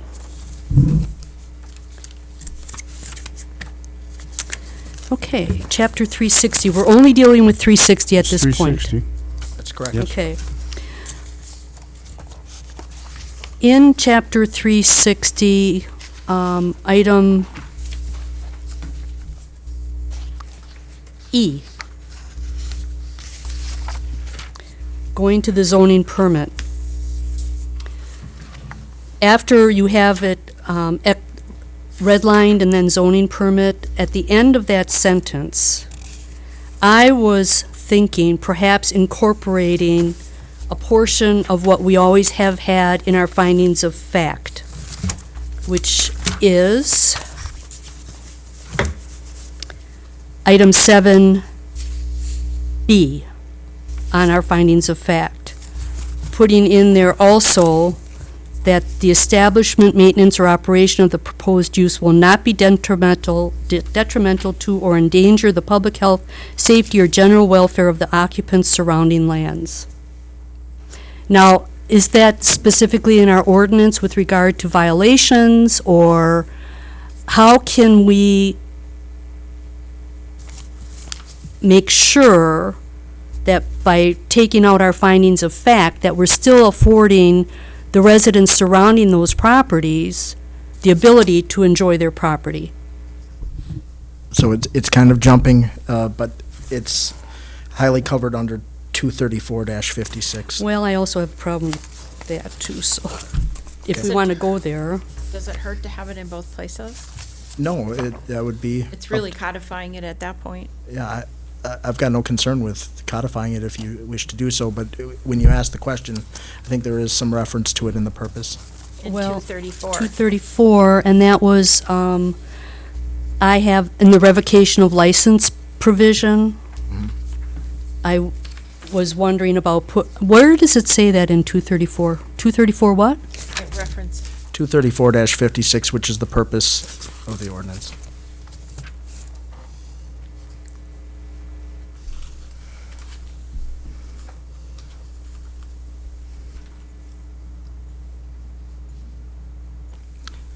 What I mean by that, just to clarify, is statements regarding protecting the health, safety, and general welfare, including establishing minimum standards of the occupancy. So again, I think there's some general references that are very similar there, but there would be no reason that you can't build that sentence in if you all make the recommendation to do so and the town board approves it. I would ask that we'd add that addition. There's a motion and a second already on the floor, so it would need an amendment, correct, Madam Chair? Yes. I would suggest that we make that addition to 360 sub E as an additional place just to codify the importance of the impact of this on the community. So just so I'm clear, because I'll then build that in, and you'll need that accepted as your motion and second. That would be adding the wording from 7B into the end of that section E. At the end of applicable neighborhood is where I thought it would fit. That sentence right where you have the line out and the zoning, the end of that sentence. Very good, How okay. many down is that? Where is that? Yep, You know, that- see the that's fine. zoning? I understand where you're talking. In E? Yeah, at the end of this sentence where it's red line. Okay. I misunderstood. When I heard at the end, I thought you meant at the end Oh, of the the end of the paragraph, paragraph, but okay. at the end of the sentence would be just And fine. you're recommending the entire 234-56 be No, added? no, she's just- asking for, under your findings of fact, just as a cross-reference, under 7B of your findings of fact, you have the wording, "The establishment, maintenance, and operation of the proposed use will not be detrimental to or endanger the public health, safety, or general welfare of the occupants or of surrounding lands." That would be added to the end of that sentence. I also see value of 7C, continuing that with 7C. Can you point out where that might be referenced Well, briefly in 234? Because it has met all of the, or would that be part of the zoning permit process? It And we would don't have to absolutely- codify that language? Right, that would absolutely be part of the zoning permit process. You don't have to codify that. Thank you. So I'm fine with just. I think it's a good idea that we add that, and then I'll it just. amend my motion to incorporate that language. Who In the seconded? recommendation I'll to the board. I'll second that amendment to include 7B from our findings of fact sheet into section C, or section E of 369, 360-9. After, Applicable neighborhood. yeah, applicable neighborhood.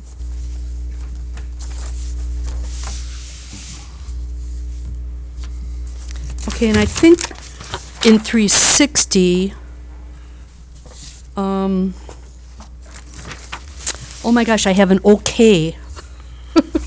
The administration enforcement, so I have nothing more to add there.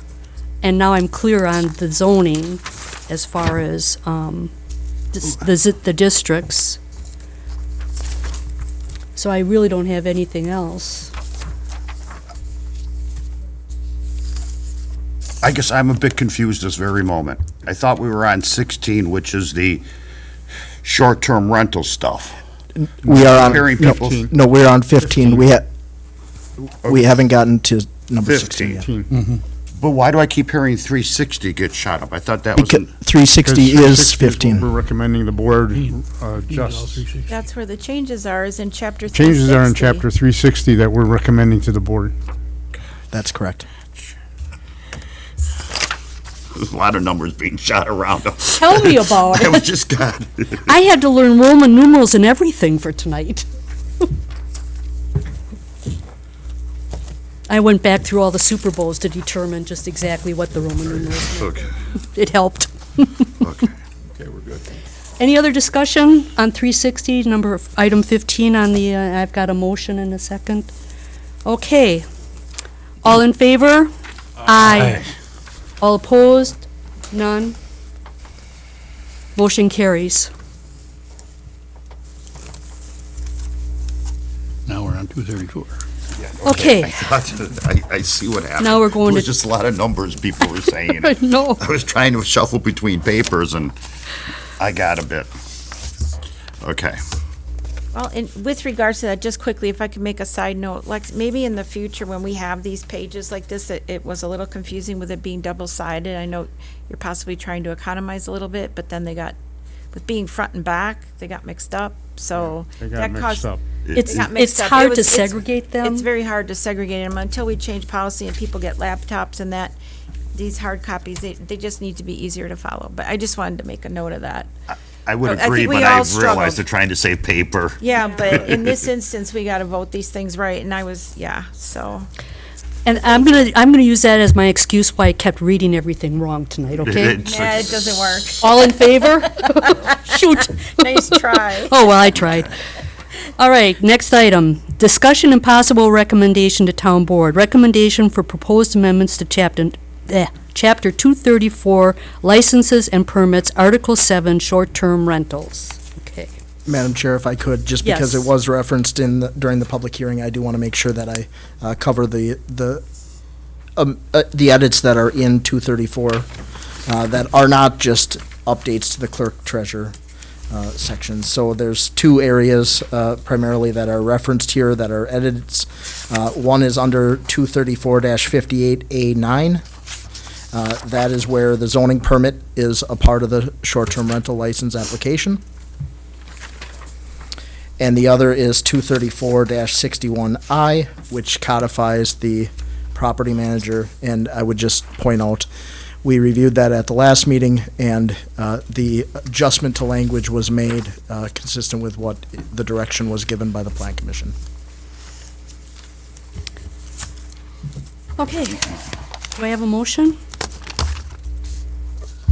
I'll move that we recommend to the town board the changes to chapter 234 regarding short-term rentals. I'll second that. Okay, I have a motion by Bill and a second by Jerry to make a recommendation to the town board to approve the changes to the requirements for for the proposed amendments to Chapter 234, Article 7, short-term rentals. Is there any discussion? Yeah, I do have a question. As we've gone through these properties over the course of whatever years, some of these, we have this property manager now. Are the ones that were approved prior to this, do they have to come up to the, let's say, new standard when they renew their license, or are they grandfathered in forever? So I'm glad you asked the question, because I have had conversation with the clerk regarding how some of this might be updated in our application. And so it is very likely what we'll be doing is updating our application to get this information right at the outset. And so when people do renewals, we will get that information from them. This is not in the zoning ordinance. This is not a non-conforming use, anything. None of that applies in Chapter 234. So we will collect that information as part of the application process when we go process renewals. Just my question. Because we are basically eliminating the conditional use for short-term rentals from the administration and enforcement aspect of conditional use, I think, is there anything, and I'm sure you looked, as far as incorporating what is being taken away from the Plan Commission in a determination of granting the conditional use and putting it into the administration and enforcement aspect of 360 to fill in the gap that might be there? Do you know what I'm saying? Probably not. I think I know where you're going with it, and I would say that it is by building in the zoning permit process I think that is what's happening here. So we're not dropping the ball on anything in 360-27, which is the conditional use. And placing it in the licenses and permit aspect for the short-term rental that will take the place of a plan commission in a way? I would just maybe make a general note, and this is maybe just something aspirational, but it is a recommendation going forward. So I think, as we look at our Chapter 234, one thing that this allows us the opportunity to, and probably should be something that we do going forward, is maybe just reviewing some of the standards that we have for short-term rentals, asking if those are what we want in the community. Do we want it differently in the community? We can still do that. Again, we're codifying the things that are regular components of conditional use permits, time in and time out, right? We've seen them. They're prior to the findings of fact. We're codifying that, but that doesn't mean that we can't regularly review the standards that we have in our short-term rental license, and we probably should. It's, this is an evolving area, right? And we're seeing a proliferation of them, over and over. It's not a bad idea to be reviewing these, on a somewhat regular basis. Every other year would probably be a good mark to try to meet. Would that be something that, like, the zoning administrator, the clerk would find necessary to do because of the influx of phone calls or the number of building perm? What would precipitate that to happen, basically? Well, one would be just maybe an internal metric, like I said, every other year. The other could just be if we're seeing regular, maybe items coming in, pain points through the administration of this, then absolutely that can be staff-driven. I think part of this is building in a lot of the process to our staff, but just like anything else, if there are things that are coming up, there are pain points in the process, there are things that we're getting complaints and we need to address, I think we should expect staff to bring that forward, and put that in front of either yourselves or the town board. And I would also like to say perhaps recommendation by council on case law that's coming forward that, would allow us a little bit more flexibility or the ability to handle the short-term rentals better, on that. Bill? Well, I would just say as there's legislative changes or case law that's relevant, I'd be more than happy to, as I've done in the past, to the Plan Commission. Okay, thank you. There's two things we had discussed in the past regarding this item, and one is, how are we going to get information relative to short-term rentals? Is there going to be a report coming to us at a regular meeting that says, okay, all these were approved?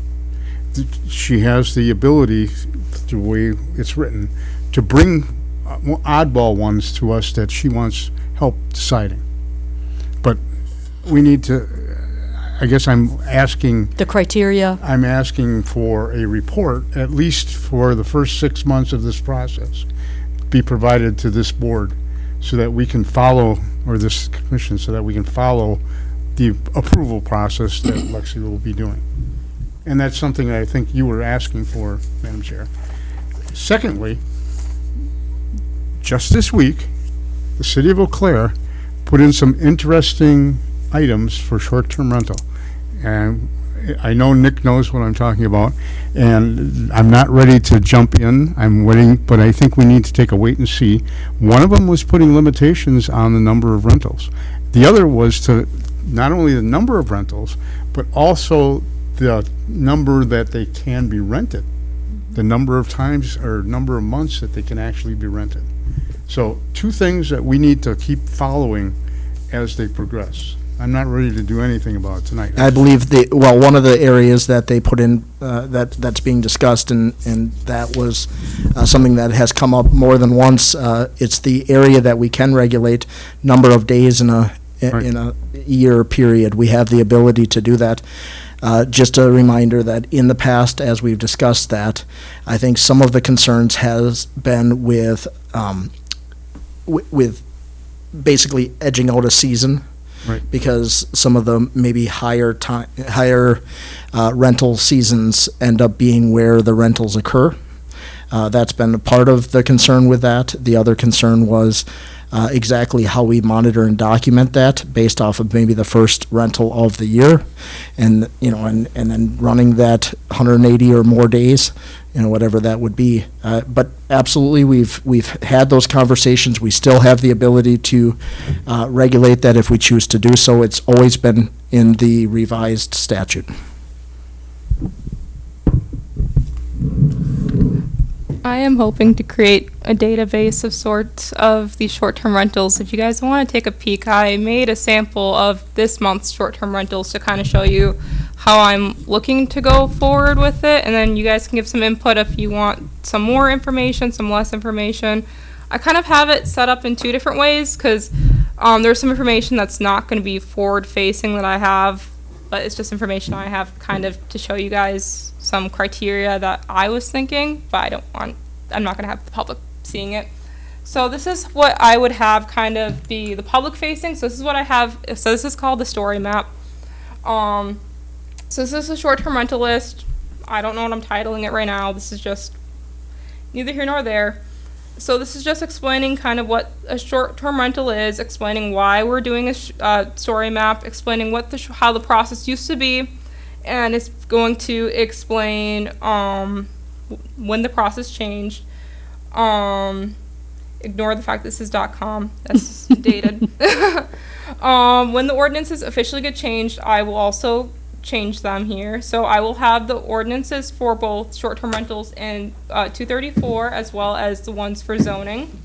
So this is anyone can access this at any time. So you guys can access it, the general public can access it, anyone can go onto this. It's pretty cool. It'll also have host compliance. Okay. So this is the letter we send out to everyone for host compliance. It has the phone number for host compliance right here. It also has the link right to host compliance. And then I also have this fancy dancy presentation, if you guys remember that. Mm-hmm. So they have that right there. And then this is what I think is kind of the cool thing. So each month I'm able to do, I can also edit this, but each month I'm able to do a report. So in the month of December, I received and processed 5 different short-term rental applications, and I informed 59 property owners within 200 feet of the affected parcels, properties, that there was short-term rentals, and this is a map. So this is what I think is pretty cool. So I can actually specify each one of these short-term rentals, and they each have information. So what I did is I actually took so when we do mailings, we do a mailing label. So I was actually able to take a little screen capture of where the parcels were that were informed, and I was able to use that as the photo. So if someone tries to be like, well, I wasn't informed, that shows the 200 feet, and you can actually see on the side, if you were to blow this image up, that it says 205 feet. So, and then here it has What an overachiever. Yep, and then this actually has all the information that I usually share with you guys in my staff report. I just changed the wording a little bit, so it says how many letters were sent to the property owners, and it actually just says what the what the recommended occupancy would be and the number of vehicles. That does it. Yep, and then I have that, and then anything that would be potentially sent to Plan Commission, I have an asterisk by. So in this case, and then I will have, I don't know, so I'll get to that in a second. So, and I have that for every property, so you can scroll each property and it'll bring you to them on the map, and it zooms right into the property. So if you got a letter saying you're right by North Aurora Lane, you can actually see where that is, and it's pretty accurate, and it tells you who is applying for it. It's the same information that we give in the packets, so and anyone can have access to it, and it saves paper, because instead of sending everyone 50 million bajillion pieces of paper, we can send them a QR code, we can send them a link. I am going to send them a letter and a QR code, so I'm going to explain to them several ways to get to it, because I know a lot of our population's a little bit older, so it's going to be easier for them to get to it. The nice thing about this is I can have this published version, so that's public facing, but I can also have a version that I'm editing at the same time. So this is a version that I am currently editing. I need to refresh it actually, because I think I made edits separately. But so in this version, I have information that I do not want the public to see.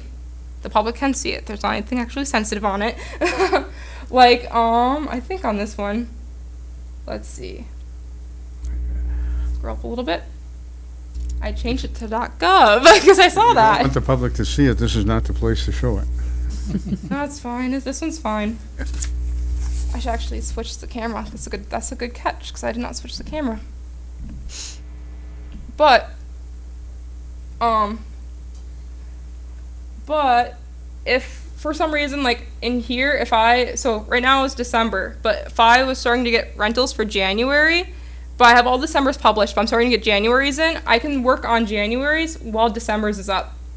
And if I have notes on December's, like I'm starting to get December, this also tells me I can reorder stuff. I can have some notes in here. Like in this one, I'm saying that at this time, there's no negative comments that have been received. And I can say that there are 4 bedrooms with 12 occupants, so there's 3 people per bedroom. So this, to me, is saying that there's nothing really fishy happening here. There's no red flags being raised. I think that there's an ample amount of space for the people living there. And then there is, staff would not consider bringing this one to Plan Commission because there's no red flags. This one, in this fake scenario, as we know, this one did not have any letters sent to them, but in this fake scenario, I received 4 comments of concern from neighbors equaling 25% of people contacted have sent me a negative response. Due to the response rate being above 20%, this item would be brought to today's Plan Commission meeting for further consideration. But like I said, it would just be a nice way for me to provide information and be able to kind of keep track, because after I publish it, I can go back through and keep notes like this, because I would do this kind of once a month, and it's kind of weird because I would have to kind of, I guess, backdate, because anything I get for January, I'd have to push to February's Plan Commission, which would kind of delay our... So I have a question with regard to that procedure. So the applicant would come in and fill out the application, the owner applicant, and you could not guarantee that you can give them the ability to have a short-term rental until a certain date, and you would receive like for or against approval letters from the neighbors. What kind of a timeline would you be telling an applicant as far as how this could all be resolved? Well, I don't believe they would need a public hearing anymore, would they? No, but you said that it would have to go to a Plan Commission. Well, so the trigger point here would probably be at the time of a short-term rental license application, because again, another piece that I had talked through with the clerk was how we update the short-term rental license application to build some of this stuff into it. When that application would come in, pieces would go, to different staff, for example, this one. And so, yes, I don't know that we can give a range perhaps, but in that situation, it would just postpone the eventual issuance of the short-term rental license, because the zoning permit wouldn't, it would take a bit more time to process the zoning permit. What would come to the Plan Commission at that point would be a zoning permit consideration. It wouldn't have a public hearing, but it would have, the neighbor notifications would have went out. Any of that reporting piece would go to you all, and then a zoning permit would be decided by you all, as opposed to just the zoning administrator. Under the licenses, at what point do you put out the notice to the neighbors? If there's not going to be like a public hearing, when do you send out those notices? Very likely it would be when it's so the short-term rental license application is received, kicked over to zoning administrator to process those components of it. Zoning administrator at that point sends out the notification. To the property owners? It would be pretty rapid. It'd basically be as soon as I receive the fact that they're good to go, because how it kind of works now is they go see the clerk first, then they get all their inspections to say that they're safe, that people can, they can have occupancy. Once they receive occupancy, they come to me. Once I know that they can have occupancy, that's when I would send those letters out. Okay. So what expedites this to some extent is that there's concurrent activities under this process that don't quite fold concurrently under the conditional use permit process. A lot of this can be happening concurrently. The only other thing that your question that raised in my mind, and Lexi may have already accounted for this, but when she sends the neighbor notification, there needs to be some kind of deadline. To come back, correct. And Because there isn't, otherwise, there isn't one currently, well, except they kind of know that there there's is a public because they know hearing. it's a public hearing. But where's the end date? That's There what, needs to that's be, basically yeah, there right. still needs to be some kind of deadline. Right. Otherwise, you can't process this thing in this way. If neighbors don't know what the deadline is, you definitely want to convey that to them. Given the way we do it now, what was that, about a 3-week period, roughly? Probably, if you start to account for the public hearing notice, because we have to do the Class 2 publication. So that would be incorporated then in the letter that would go out, that if we don't hear from you within 3 weeks, we assume that. Well, yeah, please let us, Again, we're trying to simplify a process. We don't want to drag it out for them either. Yeah, I mean, so we- there's steps, we're still taking. I'm just thinking 3 weeks is. But on the other hand, as she showed us in her thing, when she sends out the letters to the property owners, she used the thing of 25% of them respond back, then she would, so she does have to give them a chance for the mail to get there and the mail to come home. And I liked your 21-day idea. After 21 days, so everything in this town takes a month. 3 weeks. I mean, so we're not putting on more time, because it might take them more than a month to even get onto the plan commission. But I'm saying we have to give her time to do, for her to get her response from the properties within 205 feet. If they receive a letter, assume it's 5 days after mailed. They get a letter, you're giving them 21 days to respond, you've got your month. That's where I'm coming from. Yeah. Because snail mail is 5 days. 5 for days to delivery. get to most of the areas, Illinois or Waukesha. Roughly, but Well, but I know in the letters that go out now, they say there's a public hearing on this day, December 10th. So the people that are getting the letters know, okay, well, I've got to respond by December 10th. We should just But use a in the 21 other- 21 day Right. saying response. I'm saying it should be 21 days. so You Whatever. have 21 days. I don't disagree. I think the key point here is that we've got this process. If this is the process, this is going to be concurrent. Now, some of you may recall, I think maybe all of you may recall, we had a process even with conditional use permits at one time that was attempting to be concurrent, and it was causing some pain points with processing.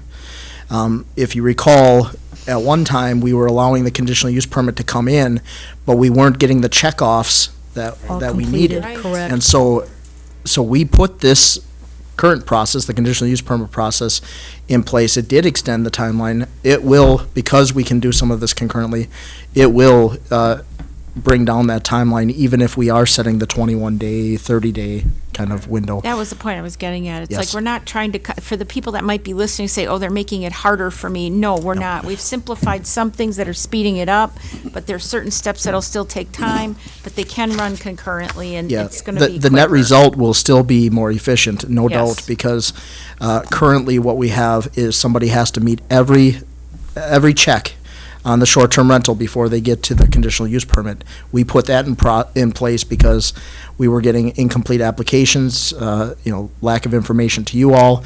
Also situations where those inspections may bring up certain things that may be things that we want to account for. So we extended the timeline. It just did by putting that process in place. This will bring that timeline back down, most definitely. And I realize we're not gonna get all of this process nailed out tonight, because we allow staff to need to deal with some of that, but I do think that if we provide them in their application packet, a two-sided piece of graphing paper, that they can provide a better drawing, and that this is not even allowed by you, which I know you realize, but it shouldn't even, this was a process that shouldn't have happened. They are provided an example of what I know, floor plans should be. I know. Well, this was a rough one to read, but that's okay. I'm comfortable. Yeah. But my concern was like an end date, when people are gonna know what they have to do this. One other question, just from the internal side. Do you have incorporated into this, by the way, this is really cool, I really like it, what the total count is and how that moves monthly, because we're dropping people off, we're adding people on, kind of moving? I could do a moving total. That's something that would be feasible. I was gonna ask that if you could bring it to our next meeting, that you show us where all of our short, because eventually, as we follow the process of what's going on in Eau Claire, again, we don't want to be out in the forefront and be the first ones dinged illegally, but wait in the behind, in the rears, kind of watching how that progresses. Know how many we have, and if density does become something we can consider, which is something our community has asked for, we have a map that says this is where they're all located, this is how many we have, and the fluctuation in numbers. I think that would be helpful going forward too. Yes, because I mean, I know eventually too, every single one of these points I'm plotting on these types of maps I'm putting in, I can pull off of this map and put on a different map, so.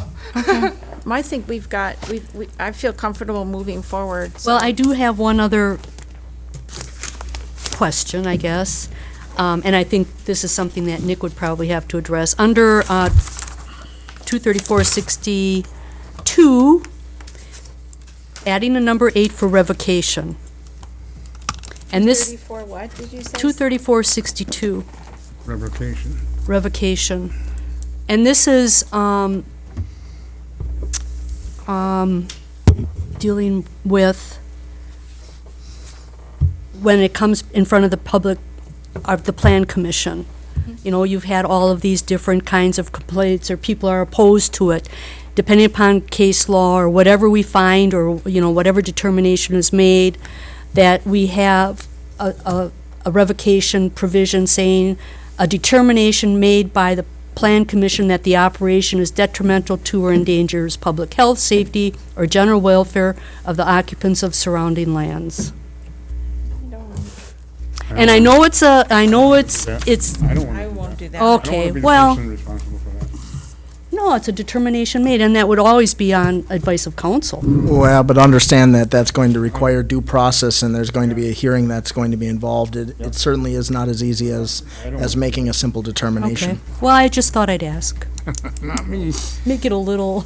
I understand where you're coming from, Madam Yeah, Chair. you don't know the answer. I know, and I'm used to being told no.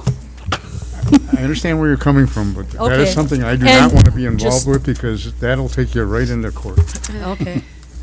So, You had a motion and a second, I think it was even Yes. amended. Or not, nothing was amended No, on it this? was not Nothing was amended amended, this not on time. 260, As I bel- no. I believe it's a motion and second to just go forward with the changes as written, as presented. okay, so I have a motion, who did that? I made it. Bill made the motion to recommend to the town board the proposed amendments to chapter 234, and it was seconded by Lori. No, it's Jerry. Oh, Jerry. Oop, sorry, Jerry. Not a problem. That's the second time I said that to you today. All in favor? Aye. Opposed? None. Motion carries. I'd like to make one other comment. We're talking about the time that neighbors have to respond, and you're talking 21 days after they get the letter. I would say it should be 30 days after she mails it out, so she can put it on her calendar when the 30 days is up. And then she can go back to check to see if there's anybody. Just a suggestion. I don't have a problem with any time frame. No, I just so we Staff is have. gonna make that Well, just so It it has to be a determination. definite time. Yeah, just she so we has have a a It time. works for Lexi Yeah, and staff for it doesn't internal make any difference. operations. I thought that was something that staff would come up with. It's Right. just that we wanted to make sure it was present. Yeah. I want to say Alexi did a great job on this program. Yeah, that was really nice. Yeah, good Beautiful. job. Okay, Congratulations. are we on number 17 now? Yes. Okay.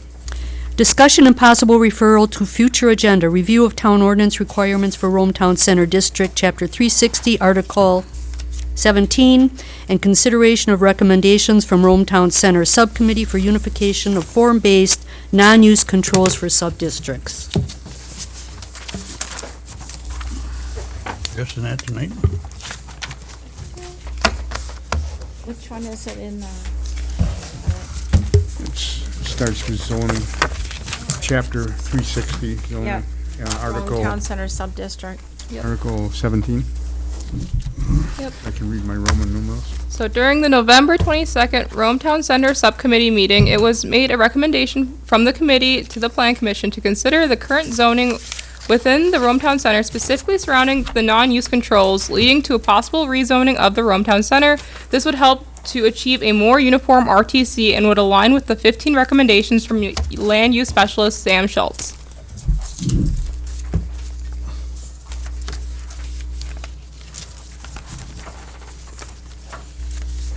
So I can just kind of take the group through some of this. As you may recall from Sam's recommendations, he had a recommendation for examining the districts that we have. He also had recommendations in his report of unifying our non-use controls for more effective administration and processing of it. This is specifically related to our form-based or non-use controls. I'm going to use them interchangeably because sometimes with master planners, as we've learned in the subcommittee, they may use the reference to form-based controls. I admittedly will often use it as non-use controls because in my mind, I think it is easier to think about because non-use controls are not those permitted in conditional uses, right? Those are use controls. Non-use controls would be your other things, your things such as setbacks, building height, as we'll go through it. And so this isn't looking at the use controls, this is looking at the non-use controls. At the subcommittee's meetings, the subcommittee has gone through, and I think one thing that was helpful in going through the non-use controls was the summary table that I believe is in front of you all this evening. The summary table, what it was aiming to do was to highlight where, if any, and there are some, we are different in our sub-districts. I'll just say that having been involved with the subcommittee a number of years ago, and others are here that were involved with that as well, they could probably speak to the idea that when we codified our design manual, we did really two things. We spent a lot of time going through the use controls at that time. We went through the use controls, we ran it through the design plan, and we codified those as permitted and conditional uses. We had minor conversations about non-use controls, but largely what we did there was just folded over the Alpine Village Development and Design Manual. You may recall that back from 2006 or 4 maybe. That was largely just folded over. We didn't spend a lot of time in that subcommittee those years ago in going through the non-use controls. And as we've seen come up a couple different times, that's created some discrepancies amongst the sub-districts. And so having a table like this would have helped at that time, but it did help this time in going through and saying, where are we different? For example, the first page, when you look down partway where it's white is where they're different. Under building setbacks, you'll see references, for example, under Mixed Town Center, that's different. It's the only area that's different. Unifying those will make this much easier to administer, and so what we did was we went through, looked at where there's a discrepancy, talked through if there's a reason for that discrepancy, and, if there's not, the idea here is to unify those. So, for example, under that table in the side yard for Mixed Town Center, that adjustment would be to 10. I'll spend most of my time taking you through the table, and that would be what I'd propose to kind of hold on, so you can then review that with the ordinance and decide what you want to do with the ordinance. But really what this is doing is exactly that. It's going through this table, identifying where things are different. Why are they different? Do they need to be different? For example, the one thing that isn't adjusted here is building density on the page 2. There's no adjustment to that, even though there's a difference. The reason that there's no adjustment is because in the event that the town board approves going forward with working with a master planner, perhaps unifying the districts, then there may be some adjustment to the density in one of those districts or an area of the district. And so we didn't touch the density piece of it. But where we have things like the setbacks, accessory structures, the septic regulations, particularly for shared septic. The outdoor storage, sign placement. What we're proposing here from the subcommittee is to unify those and make those regulations the same throughout the sub-districts, with the idea that ultimately there would be a further investigation of what those sub-districts even look like and whether you just unify some of those sub-districts down to one or two. I would like to add this chart that you're looking at right now. Lori, I don't know how many hours you spent on this thing, but she went through the comp plan, the ordinances, the town center design manual, hours and hours of getting this together for us, which was massively helpful. And I really do wish we had this when we were doing our codification before. That would have alleviated a lot of what we're probably going through right now. And I want to thank you, Lori, for doing all of that work. It was just, I know it was a huge job, but it really is beneficial. Thank you. What was surprising is that with the non-use controls understanding, and as Nick just explained it, the subcommittee realized there's so few differences here that it only makes sense to go through and make the changes that we're doing now, because it'll help us when we decide to go down to one or two possible districts, or recommend one or two possible districts in the future. And this is- It'll be more, easier to sell, apply. Right. Pardon, I'm sorry. No, and this is also consistent with the recommendations that we got from Sam. Yes. That's correct. Getting our Town adopted. districts down. So this is just a great tool that we've been utilizing to help assist us in our decision-making and what we would like to recommend. Wait till you see the 3-pager for use Oh, control. no. I'm saying that. Well, and so I would just say, as you go down that table, what you'll see then codified in the proposed language of the ordinance would be, for example, under page 1, building setbacks, adjusting under mixed town center, the side setback to 10 feet, so all of the sub-districts would be 10 feet. The rear setback in senior living and mixed multifamily would be adjusted to 10 feet. Again, consistent across the board. Between buildings, right now, there's no language in that, in the ordinance under commercial A and mixed town center. Under commercial A, it makes some sense, right? Because on a lot of the properties, you're not going to have buildings, although we do have some with buildings.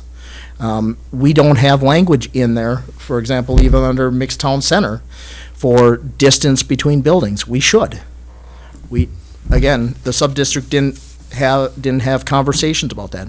In other words, if we have the ability built in to have more than one building, you probably should have some consistent references to placement between. That's all it is. So that's that section. Under accessory buildings, well, you'll see in commercial A that wasn't there. This would allow commercial A to have accessory buildings, but then not constructed before the principal structure. We have that listed in other sections of our ordinance. It just wasn't there in any sub-district other than mixed town center. That language should consistently be throughout all the sub-districts that allow accessory buildings. Those buildings should not be constructed before your principal use, no different than any other district that we have, including those districts outside the Rome Town Center. On the second page, under septic, there's some reference with these shared septic systems. We had the reference being that in 2 of our districts, that being commercial A and mixed town center, we had language that said shared septic systems encouraged subject to state and county regulations. Well, those are really overseen by the state and the county. And so there, the recommendation is to remove the references to shared septic, because that would be overseen by the state and county in those cases. Outdoor storage is one area where, if you look at the sub-district to sub-district language, it's not that we have a whole lot of difference between the sub-districts. What stands out is that our wording is just inconsistent between the sub-districts. Some will reference outdoor refuse containers, but then other ones will not reference that, but it'll reference part of the site plan. What we've done is propose language that makes the outdoor storage between all the sub-districts exactly the same, which is that it needs to be shown, depicted on the site plan, and approved during the site plan review process. Again, building density, unchanged. Signage placement. Under the street yard area, there was missing language or in the, would be senior living sub-district with wall signs, also in the mixed multifamily sub-district with wall signs. With hanging signs, same thing, also though including the mixed commercial light industrial.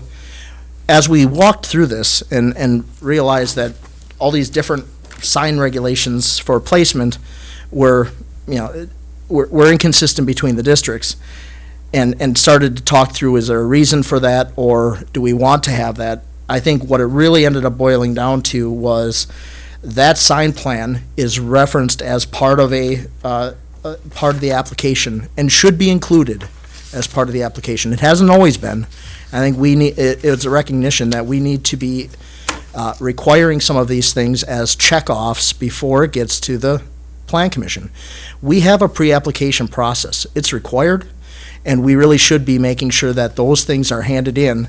Some of you Plan Commissioners likely recall, as we've had those in, we haven't had all the information we've needed. I think this is a recognition that if we're going to do this, we need to have all of that information in place and ready to go for you all, because that's how you make your determinations off of it. So along with this, it was also conversations about how the applications come in and the materials that are going to be collected to get to you all before making the determination. I especially appreciate being able to clean up the outdoor storage. Where before now, all of them are consistent and will read that no outdoor storage of goods or materials unless otherwise approved by this commission. And then outdoor storage of waste containers must be screened. That just simplifies our work once again with a site plan of operation. So it helped minimize some of this and made it it's more consistent now across the board.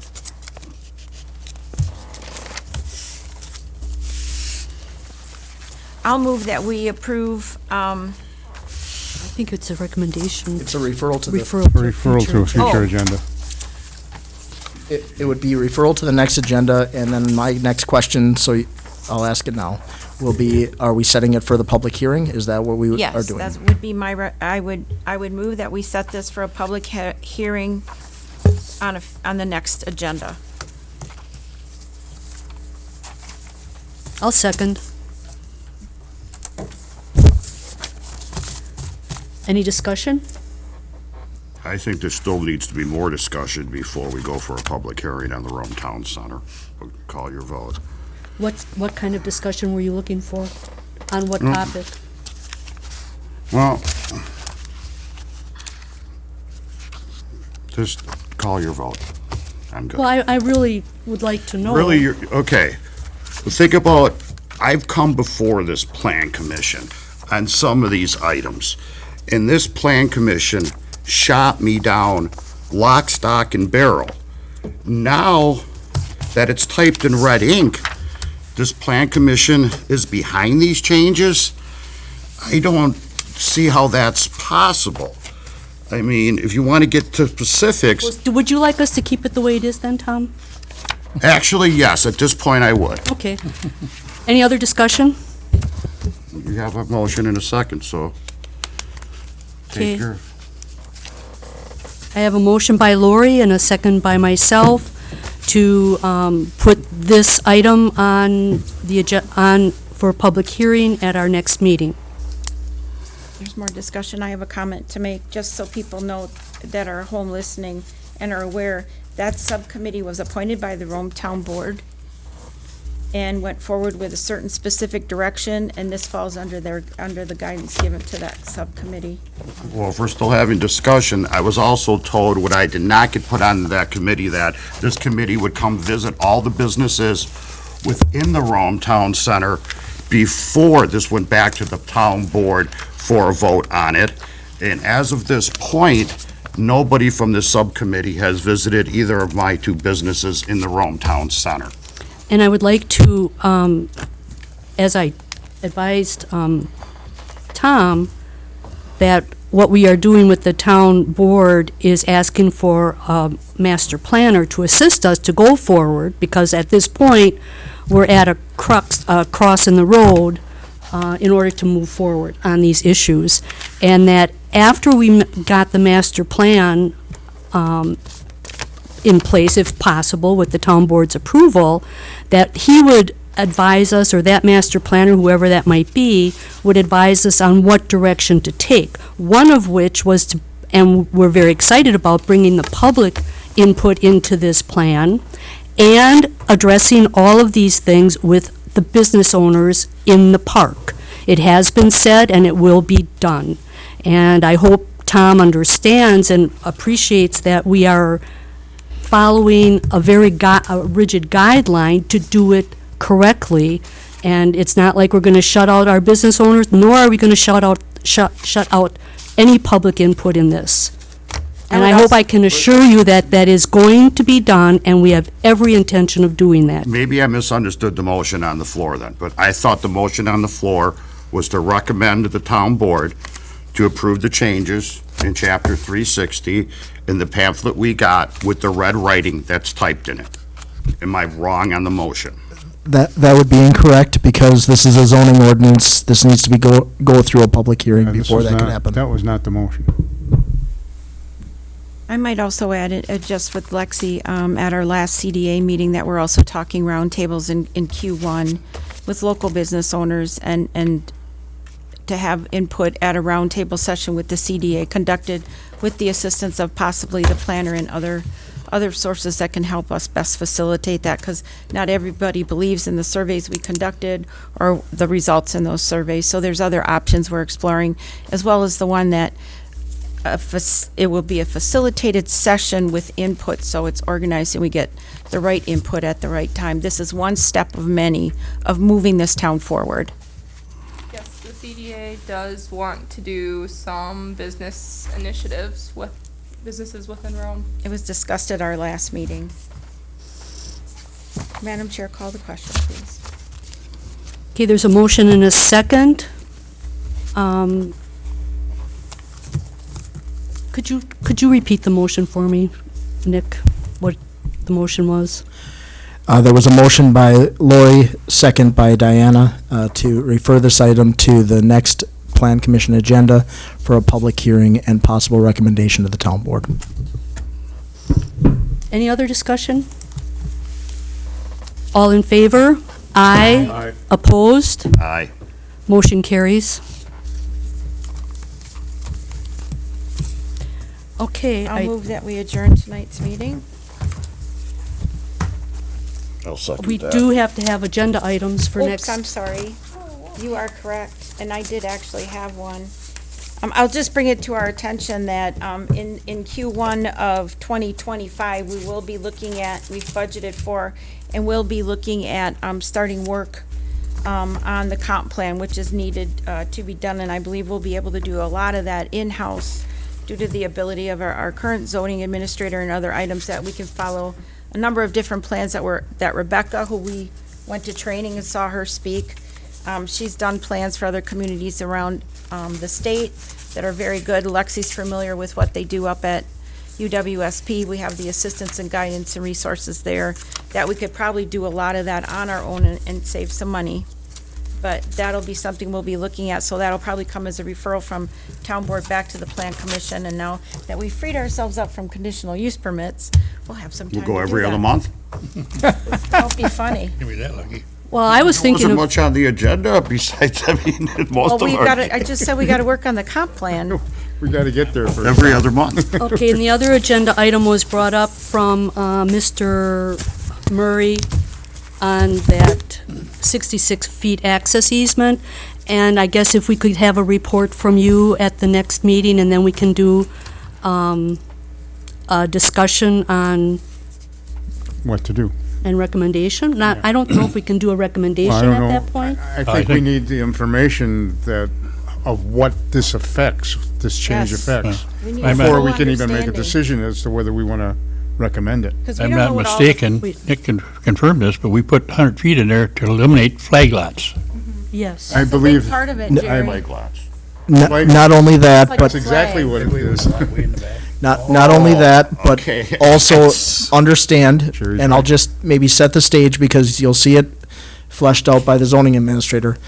Understand that what's being asked is to allow a land division that provides your access by easement. In other words, Across somebody else's not property. going to have frontage on roads. Just understand what that does to some of our lot design and layout requirements in our ordinance. We didn't want it before, I don't know that we want it now. Well, That's why we need the information. You're absolutely correct, Julie. I would also like to add that we look at the short-term, start looking at whatever steps for that short-term rental process that was discussed further, without going into a lot of the things that I believe staff is very capable of handling. But some of the other items we brought up, like a map or the short-term rental, you guys might have made a note of it, but there was part of the process. There was questions that if you wanted to bring those things back, it doesn't have to be in January, but I would say, depending on what the town board approves, the other item that we can start to test out and have a rolling agenda item is the report on the short-term rental. Can have Okay. that during informational updates. And then look at the annual review of our process, and see what staff is coming back with and recommending, seeing that you've already talked to the clerk, you've worked with Lexi, and what they're proposing based on what you understand our wants and needs are. Based on what I saw, a link to the report is Yeah. perfect. I mean, yeah, what you presented, just out of curiosity, do you have a running count of the total number of short-term rentals in town? You don't have to give it to me now, I'm just curious if it's. 100 It's right around 100, or we dropped 5, No, so we're up. 90, 95. I'm just saying, it seems like over the last 3 to 5 years, we go up to 110. It seems like we're About only, 120 right Yeah. now, I We think. should have them all. I believe they're all logged in host compliance, so I'd have to ask the clerk in the morning how many we have. it doesn't, doesn't, I think But we're you on. could make us a map, But so I, we start understanding people are asking me a density. lot. What would be really helpful, I think it would address Tom's point, is we talked about the map, but I actually think you could show a map that is actually a heat map and show where in our town we have a lot of short-term rentals. It would show on a heat map, and that would start to identify maybe the areas. I think we could probably take a guess at where some of those are because we see the legal descriptions on the agenda, but it might be helpful to see on a map, kind of where in the town, if it's really focused in an area versus spread out in the area. And that'll that would start- also tell you how many are well. just a lot of That them will, here. that'll eventually help us with a I density did a- conversation should it come up. So if we could have that map maybe by the next meeting, because you're really proficient at it. Did you see her? guess She I liked the can make meeting you after I that. can give you the one I've done by hand without Okay, computer assistance. I make no promises on making a heat map, but I'll see what I can do. I mean, they're not that hard, but I don't know what format host compliance is in. We don't need anything fancy to start, even if it's just a bare bones, like where are all of these and how many do we have? Well, the issue is I don't know what format host compliance is in, so I don't know if I can steal the data, the points on it. So if I can't take the points on it, I'd have to map it by hand, which isn't a horrible thing to Who's do. Diana's? I did it by hand. I guess I could. If what you had there where you pinpointed those properties, for instance, in December, do you just do it by address? Yep, I did that one by address. Okay, by so hand. because there's a list that I think I got from, I don't know who I got it from, of all, I think it was from Jamie. Jamie. And it had all the addresses, and that's how I was able to locate it. But if you had something like that, I could do by that at home. parcel. I can do, it's not impossible for me Oh, to do. okay. It's just very time consuming. Like I said, it's not impossible for me to do a heat map. It's just a matter of if I can pull a CSV file from host compliance, I can do it in like an hour versus if I have to do it by hand, that's gonna take me a day to do. So.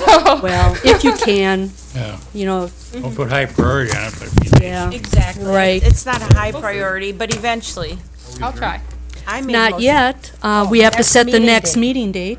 You guys are in a hurry tonight. Yeah, we. 2.5 hours already. Okay, next meeting, January 14th. Oh, are there any other agenda items that you had, Lexi?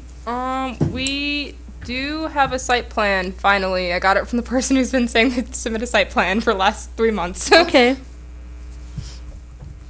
Okay, that's it? Oh, did you want to bring up that document that Oh, you're yeah. going to bring next time too? Yes, That's going to be a companion document to our. Yes, so I've been working with CDA on this land sale document that's supposed to work with the current land sale document. It's just kind of a helpful document. I don't know, it's kind of more helpful for CDA because I was reading the one we currently have and it kind of is more helpful for Plan Commission. So they recommended it to you guys now to review, so. Okay. It'll just be something on the agenda for you guys to look at. Okay, short meeting. Okay, the next, Is there such a thing? next meeting date and time, January 14th, 2025 at 4 PM. Meeting adjourned. Thank you. You're welcome. 6:30. I have to. Oh, sorry. Okay. Before we go.